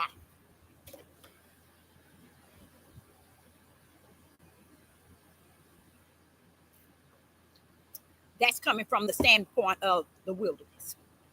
This sister in the spirit. That's what I'm seeing. You see how deep I see into things? That's how I see it. And honestly, that's the reality of it. They didn't put him on the right-hand side of the Father. And many of you all probably don't pay any attention to it. Take out time, just listen to how everybody justify, clarify, and identify him stepping down require him to be on the right hand of the Father. That's how sick your people are. And they're going to be. They ain't gonna change. That's that word destroy in Deuteronomy 28 7 times. At the end of destroy is an end game. It's called the end game. And it is until they are destroyed, Deborah. Until they are destroyed, Deborah. Until they are destroyed, Deborah. Hold up, Deborah. Hold up. You're going to go mad, Deborah, from the sight of what you're going to see. He's talking to me in Deuteronomy 28. He said it twice. You're going to go mad at the sight of what you see. And yes, I do. Can't you tell that I'm fierce toward this wickedness on this earth? I speak the opposite of what you've been taught, what you continue to believe. And you think I give a rat's behind the way you feel and the way you think? I don't, baby. So long. So when I see this, I'm like saying, now see, and the Father brought that point in to show you how that man labored 48 years. Labor for Satan. And you all put a crown on him. You see how sick Judah is? You put a crown on this man that didn't have nothing he did, and all that he did was follow the world, because he was one of them ones that's connected with TBN, with all those fake ones, those Europeans that was fake with TBN. He was connected like this with them. All of them lied. All of them. He was with all of them. Benny Hinn, he was with them. He was with all of them. That's why I say I never saw him to be. But see, I'm a prophetess in the wilderness. All that I have is what Yah has given me. Anybody that follows me continually, I myself knows that there's a reason in them that Yah has placed. In me, I don't know. Because they show no fruit. And those who have shown a level of fruit, let me tell you something. Only thing I know is, wait a minute, if you can pull up with that fruit, then I can see that. Okay. When people ask questions and people got very important questions and put answers and questions in, I say, okay, you're pulling out. But 99.9 people are vain and vast in their words, in their thinking, in their where the information they're dealing with you and the level that they're dealing with you on, because they're not giving God the glory in which is due him. Talk about how excellent he is in what he did, and then match his spiritual realm in you with what is being said. You see what I'm saying? Because if he is greater in you as he is in me, surely you got what I got in me. He that is greater. So the labor of that man, look at how can you compare his labor with the labor in Genesis 1 and Genesis 2? He labored his word and his power 6 days, and he rest. Rest is a resting place. Let me explain to you. Okay, Father, I got you. No, got you. Now the Father is saying to me, tell them, Deborah, where the resting place is. Tell them, Deborah, where the rest. Okay. The Father is saying, when you labor for him, when you labor for him, on that 7th day, you're going to rest. Once you understand what that rest is, he's going to give you assurance. He's going to give you that peace and joy of all the labor that you labored 6 days. I got something for your rest. I got something for your rest. While we're laboring in our flesh for our materialistic things and the things in our flesh, and then on the 7th day, we rest in this flesh. Not understanding it never was intended for the flesh. It was intended for working in the spirit 6 days. On the 7th day, Yah will bring your, want you to come into him in the oneness, in that rest, which is a spirit. It's a spiritual rest. And I will show you the peace and joy that passes all understanding. I will show you things you have never seen. I will take you places you ain't never been. In the spirit realm is where the rest reside. You see? But we made it all about the flesh, even to today. And you see so many people cooking their food before the Sabbath. Even those who are in Sunday, they cook their food before on the Saturday for Sunday. They cook their food on the early the Friday morning for Thursday morning for what for their Sabbath. Now watch this here. Everything they preparing for is what? It's for their flesh. Y'all never thought of that either. Everything that they're preparing for so that they can rest on that day, it's all the things they're preparing for their flesh. And then when that Sabbath cake come in, it's still about their flesh.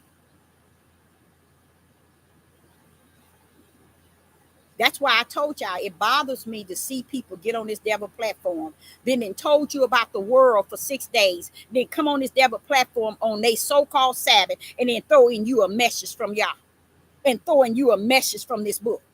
And y'all cuckoo clock think that y'all got it going on. It's all good. You just ask this man. Everybody is talking. Now you don't hear no heathen talking about he did the right thing from stepping down, because they know what's behind what he did.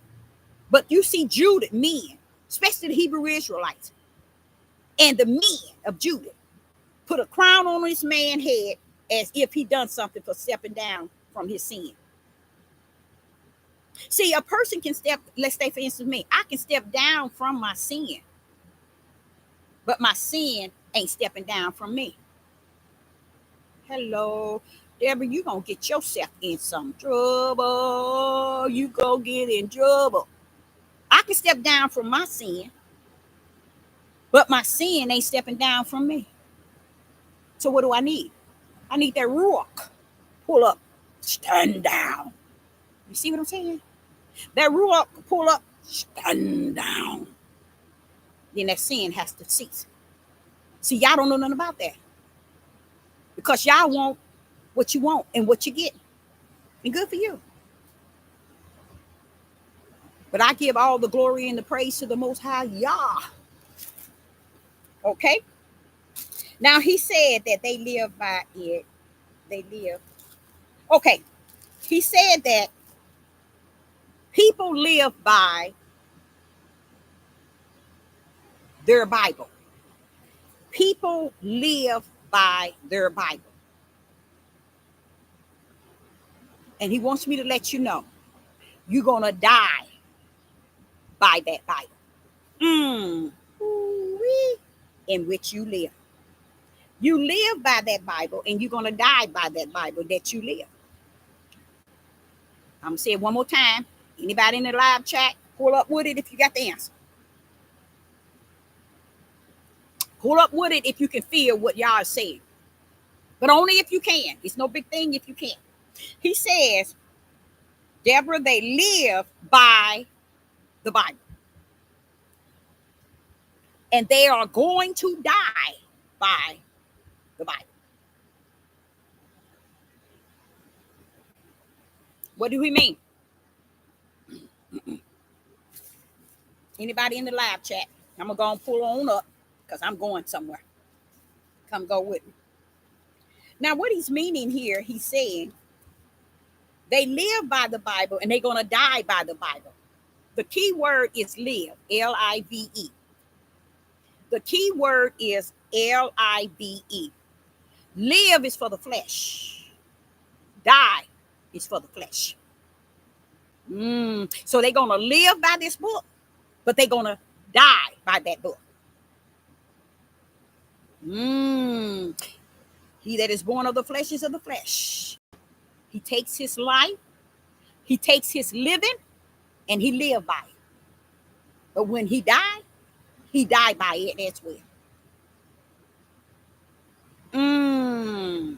Why? Because to live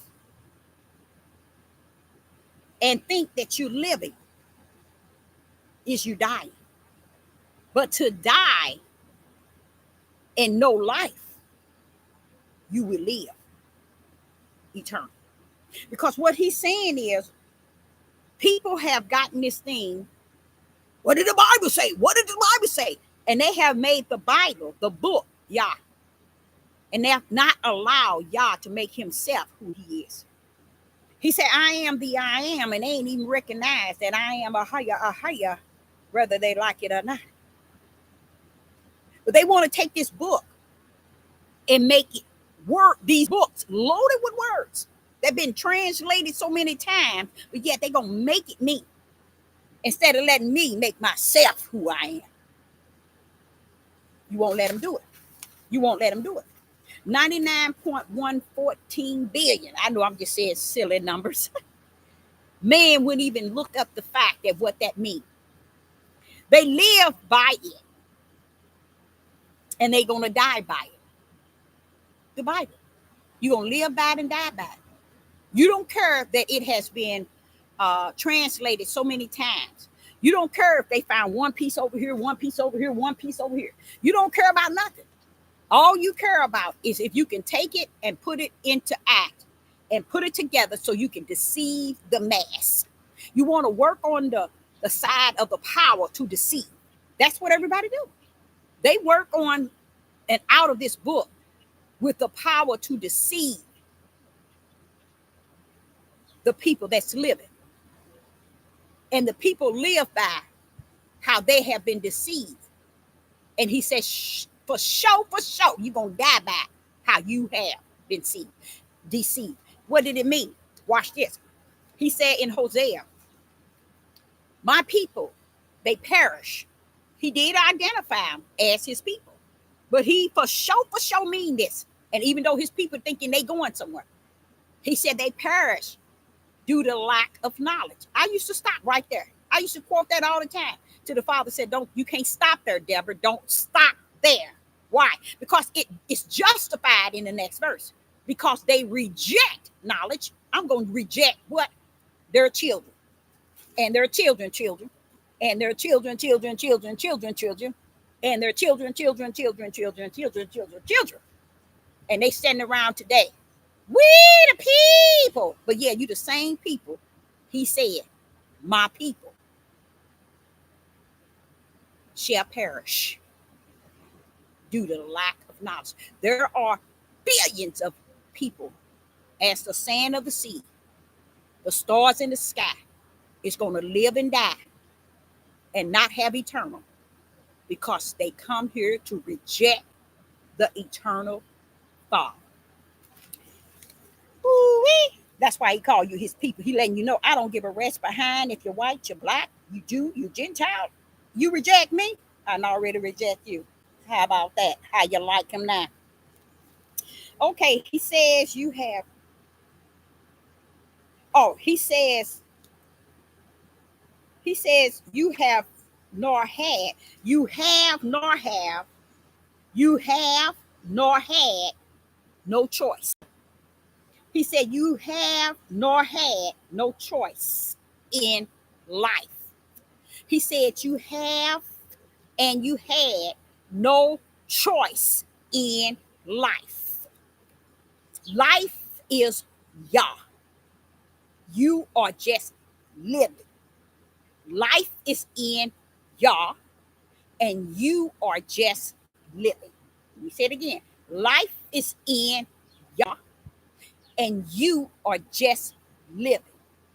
Life is spirit, and living is just flesh. Now, how could your choice and how much choice you have in the flesh over the spirit or over life? How much choice do you have?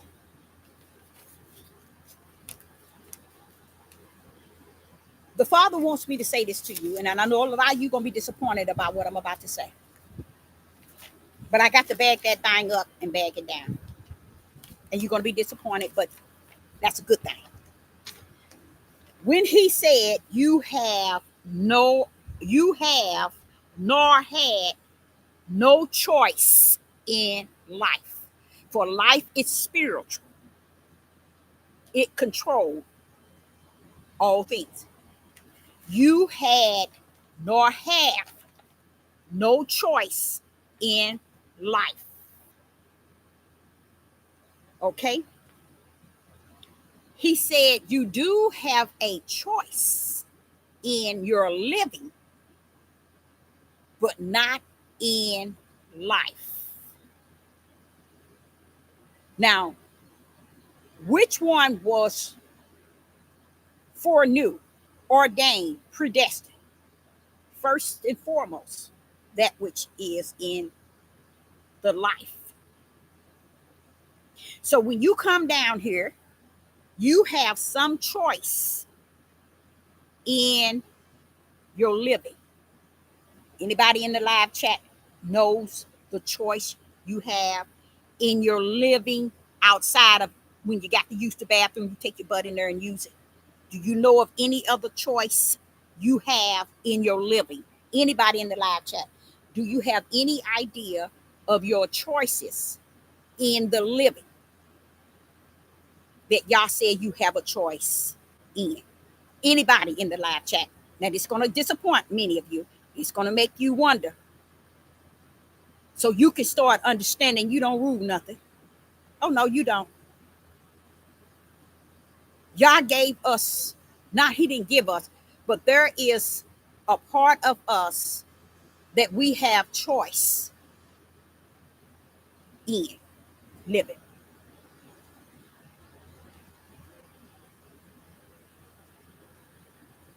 And when the Father gave me this, it just took me off of, I said almost went over my head. I'm going to say that. But it just blew my mind when he said that to me. He said, Deborah, let them know you don't have a choice in life, nor in living. But I did allow you a choice in your living. But it's not because you got the power to say what you want to have choice in living. My life is still going to rule your living, but you do have a little choice in your living. My life is going to, my life and who I am, which is the breath of life, and your spirit. I am going to control your living, but I left you a choice in your flesh. And what choice is that? Anybody know? Let me tell you. The Father told me, because you ain't gonna have it, you all ain't gonna have the answer, because he threw me off when he told me. He said, tell them the choice and the mighty choice I allow them in the living is to do wrong. To do wrong. That's the only choice you have in the living, is to do wrong. That's why the battle is between the flesh that does wrong and the spirit that's willing to do right.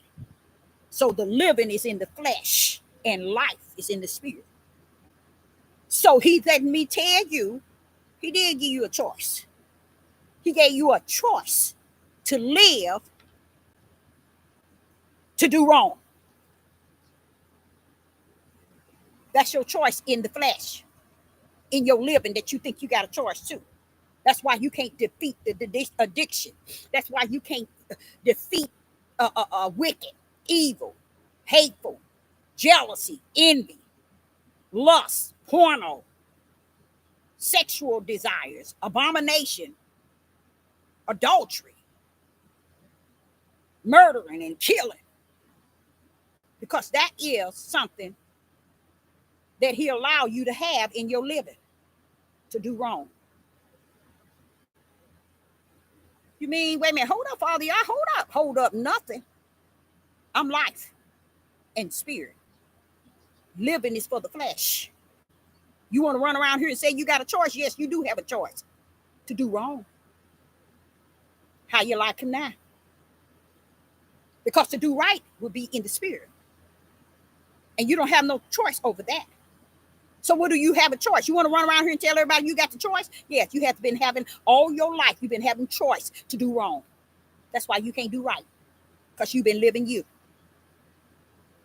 You've been living you, which is your flesh. So y'all want to think you want to go somewhere? Come go with me. Come go with me so I can take you somewhere you ain't never been. So when he's telling me that, I thought that was off the chain. When he told me that this morning, I always say, Father, I always say to them, Father, oh yeah, you got a choice to go into that bathroom and use it when you want to. That's your choice. But for the Father pulled up on me on this and said, yeah, they got a choice in the flesh. They'll tell them they got a choice in the flesh. But when it come down to the choice of life, you ain't got nothing. You don't rule nothing in that. That's the end of the spirit. But the choice in your flesh, yeah, you got a choice. You got a choice to do wrong. And you've been doing it, he says. Said the Most High God. He said, you've been doing it. And doing it real good, too. So when you run your butt around here and think that you got some choice so mighty and so powerful and so appointed in your flesh, yeah, to do right, to do wrong, to only do wrong. That's who do you think jealousy come from? What do you think envy come from?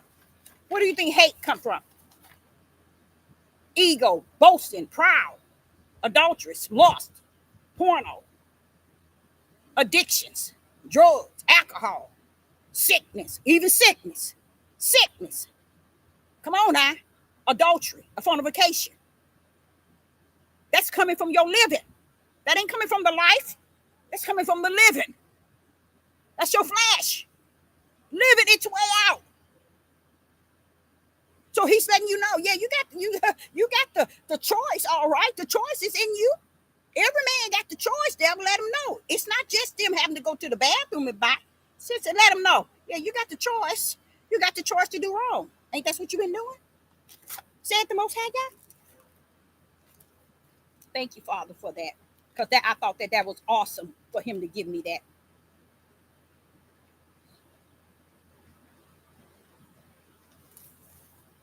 And this is something else he said to me that blew me off. He said, Deborah, tell them, if I were to give them a chance to change their whole living, would you take it? Y'all said that you wouldn't take it to do the things that's right and righteous. You will take it to rechange everything you done that was wrong. You mean to tell me, Father, if you gave them the opportunity to change the way they live and that they're living, they would go back and change all the wrong? I told you have a choice only in your living, in your flesh. Because you would go back and want to change the things of your flesh, but not the things of your spirit. Because your flesh is what been doing wrong. So he said, I'm supposed to add that to that part. If he was to give you the opportunity to go back and change the way you live, you know what you would do?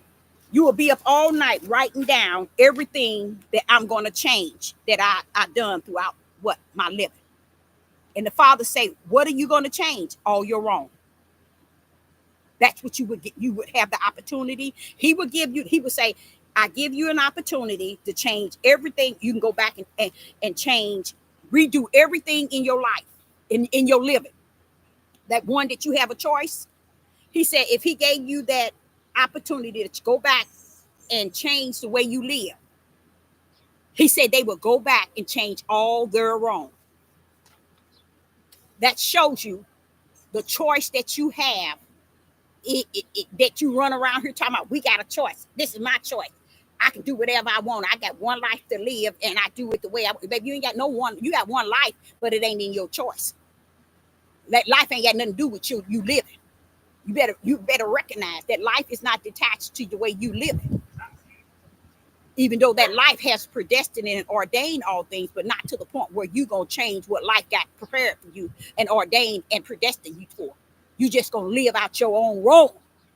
So he gave me that example. He said, and I say to them, now, if y'all said that if he gave you a chance to go back and remove all things in your life, in your living, not in your life, he said, what would it be?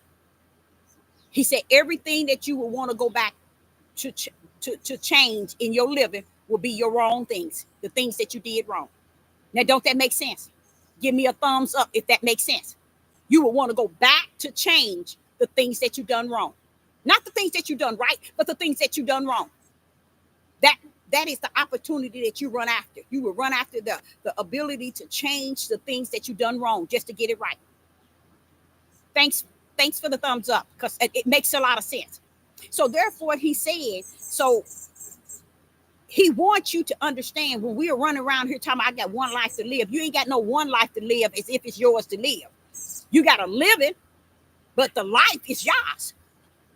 Your job is to look within yourself and see if that eternal life rests in therein. To see if that eternal life rests within.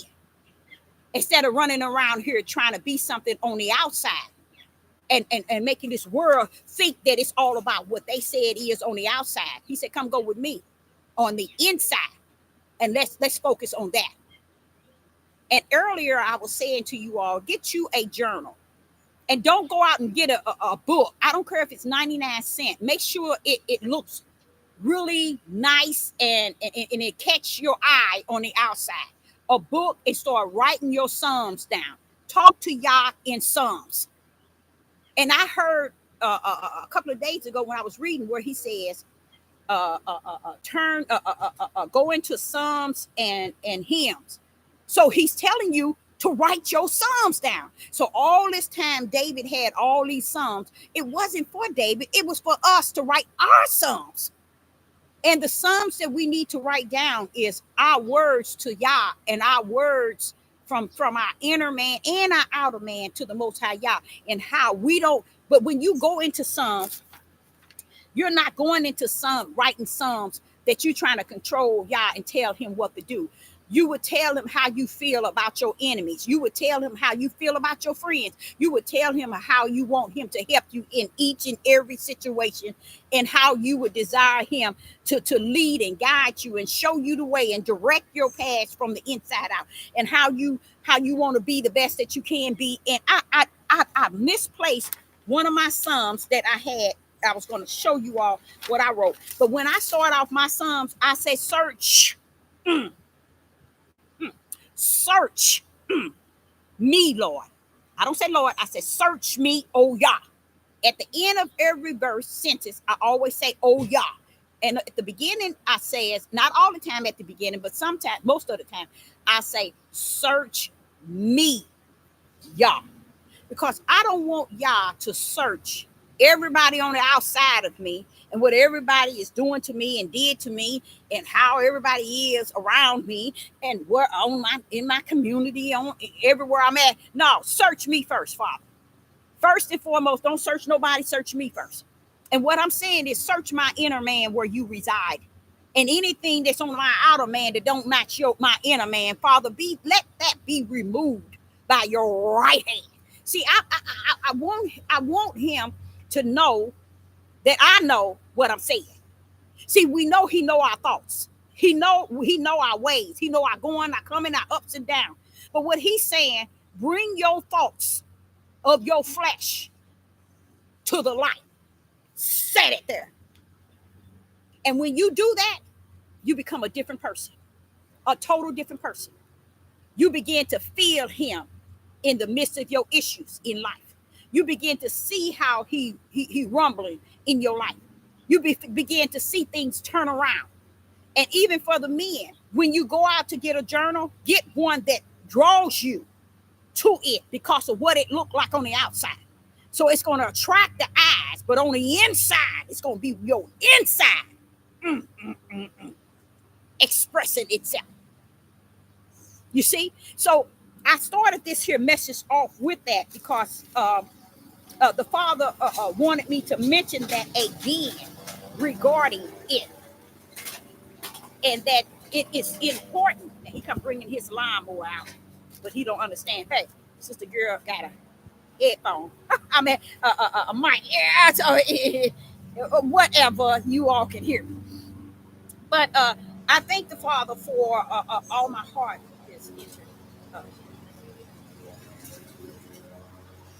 Okay, so Sister Deborah, I think. Oh, wait a minute.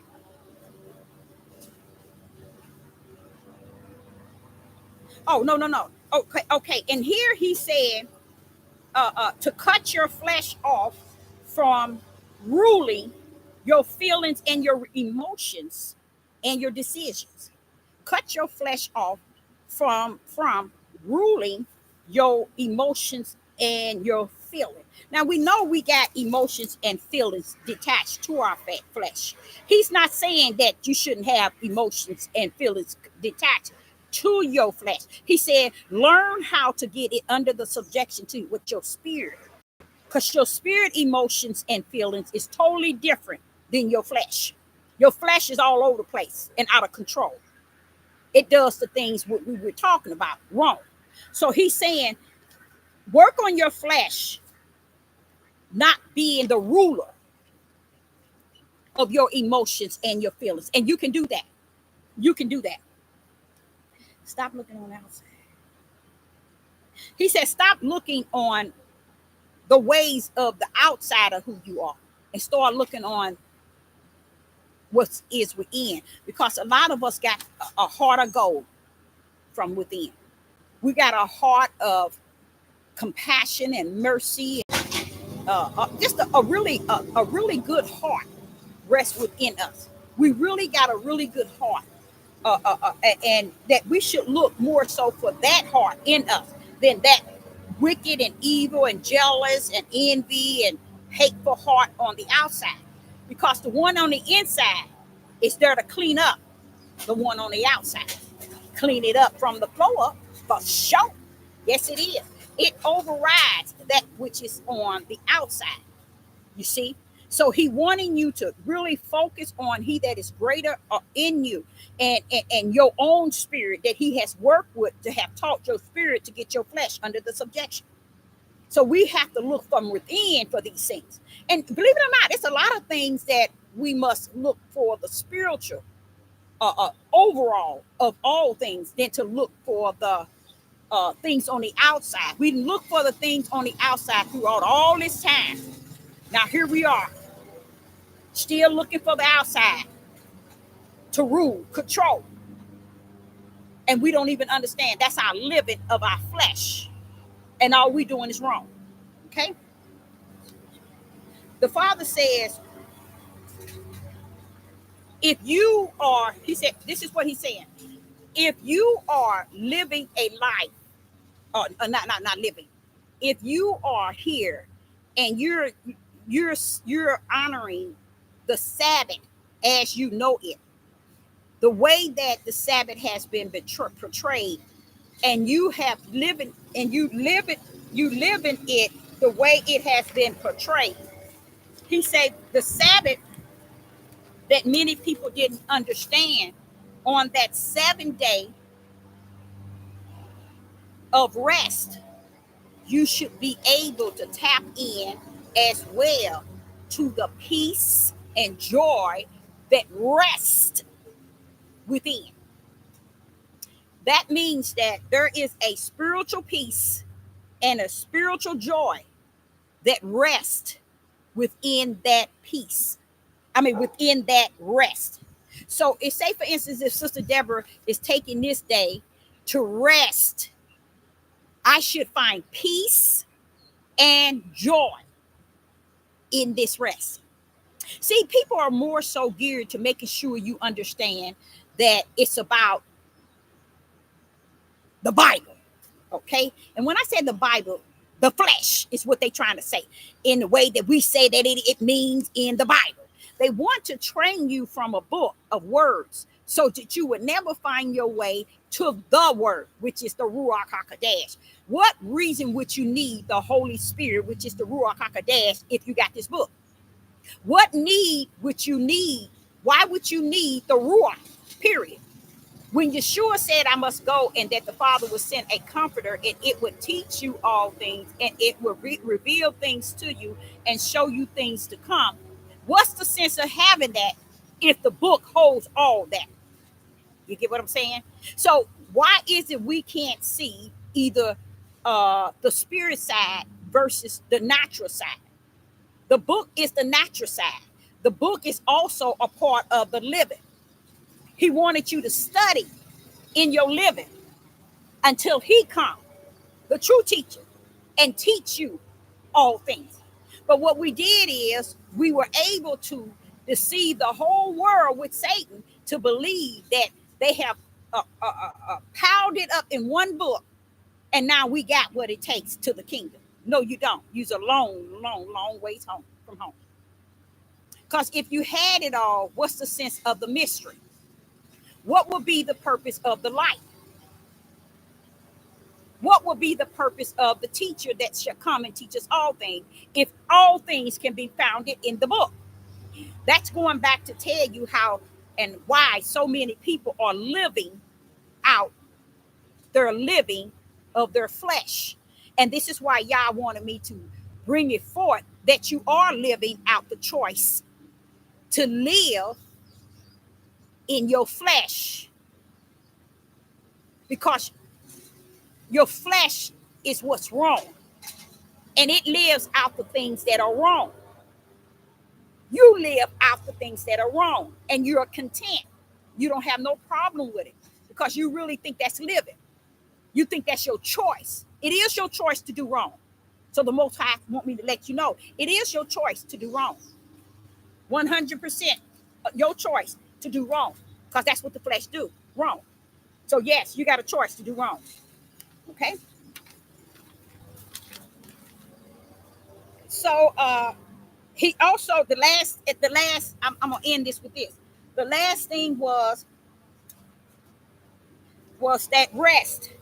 He say that rest is bigger than and better than the rest in which we have taken and made it on the Sabbath, and made it a day that we do things still for our flesh.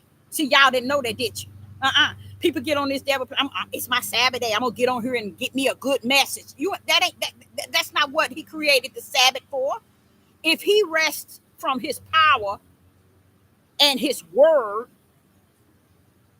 and he took that 24 hours for 6 days, and he stopped on the Sabbath for you to pick it up and work and labor for your flesh and then stop on the Sabbath day and rest your flesh from what? The labor of your flesh. When Yah says the labor was always spiritual. Again, pray that the harvest is ripe,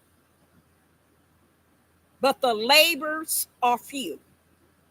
Pray to the Father that he will send more labors into the vineyard. These laborers are people like unto Sister Deborah that labor in the spirit. We need more of them. We need more. And I'm with that, Yeshua. I'm always saluting that. We need more of laborers on the spiritual end. We got billions of laborers of the flesh identifying themselves in the flesh as a laboring. But we need the spiritual labor to bring forth. Because it matches also where he said, broad is the gate to destruction, but narrow is the gate that leads to what? Life, which is righteous. Life. And then what he say? And very few shall find therein. Now watch this. Watch this. It is said by Yeshua, the harvest is ripe, but the labors are few. But the few that's going through the narrow gate, don't they match? Mm-hmm. That matches. But what did he say? Pray to the Father that when he would send more labors into the vineyard. The labors are spiritual labors that labored like he did in Genesis 1. He labored his word and his power.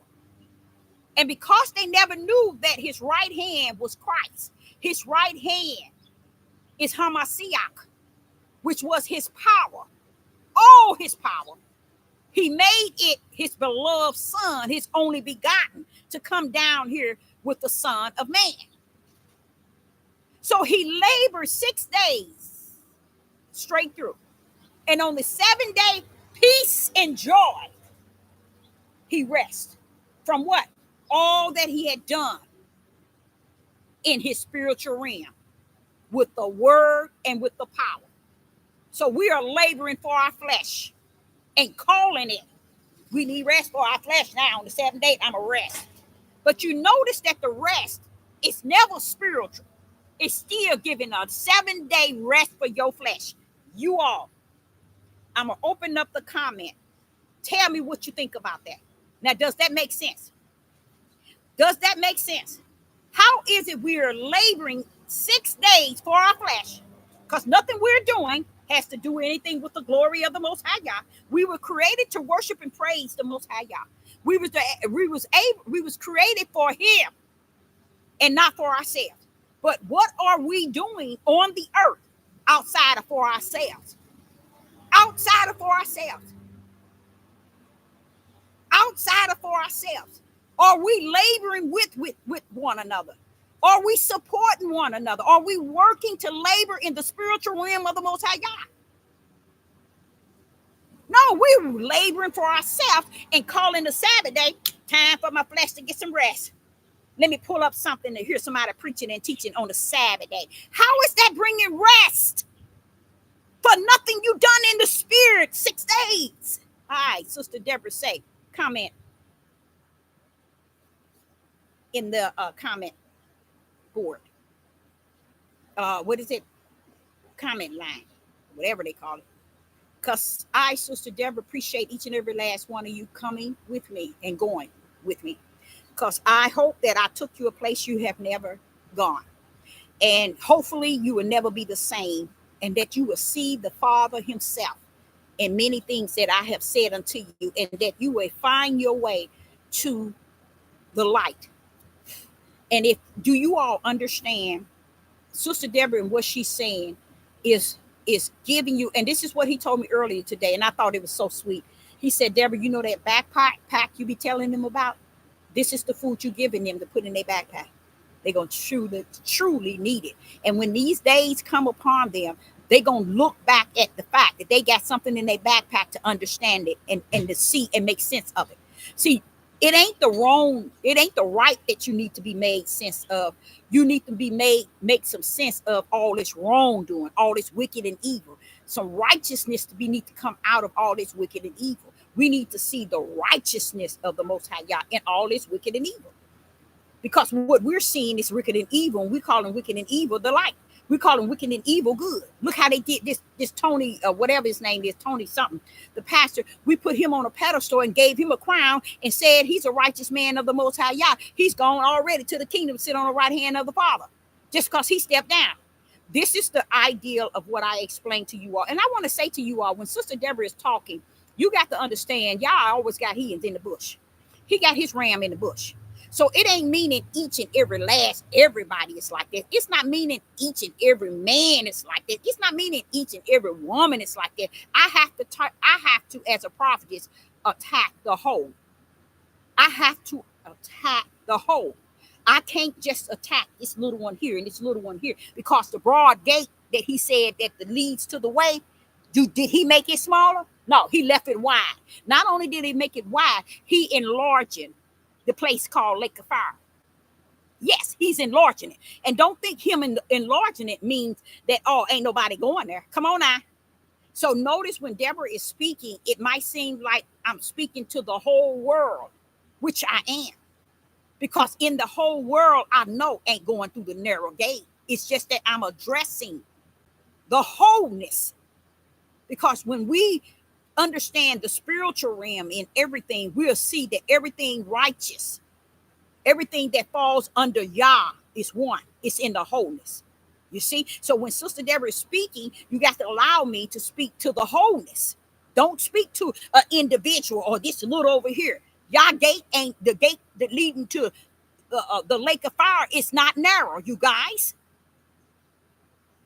It's not narrow. When he go into Deuteronomy 28 and he sit here and says 7 times they gonna be destroyed. Who gonna be destroyed? What are you talking about? What are you coming from? Is this the same people you telling Abraham about?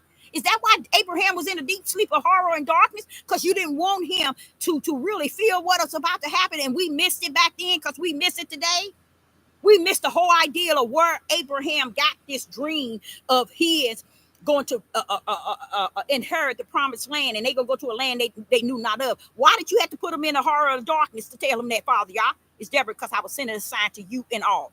See, we don't understand. The message has been given to all of us. Stop lying and making us think that, okay, just tell it to this little one here. Or they like that. They like that. This race, this color, this gender, or this. Stop all that trash. Speak to the whole world about truth. Tell the truth and shame the devil. Let the devil know that y'all got his ram in the bush down yonder.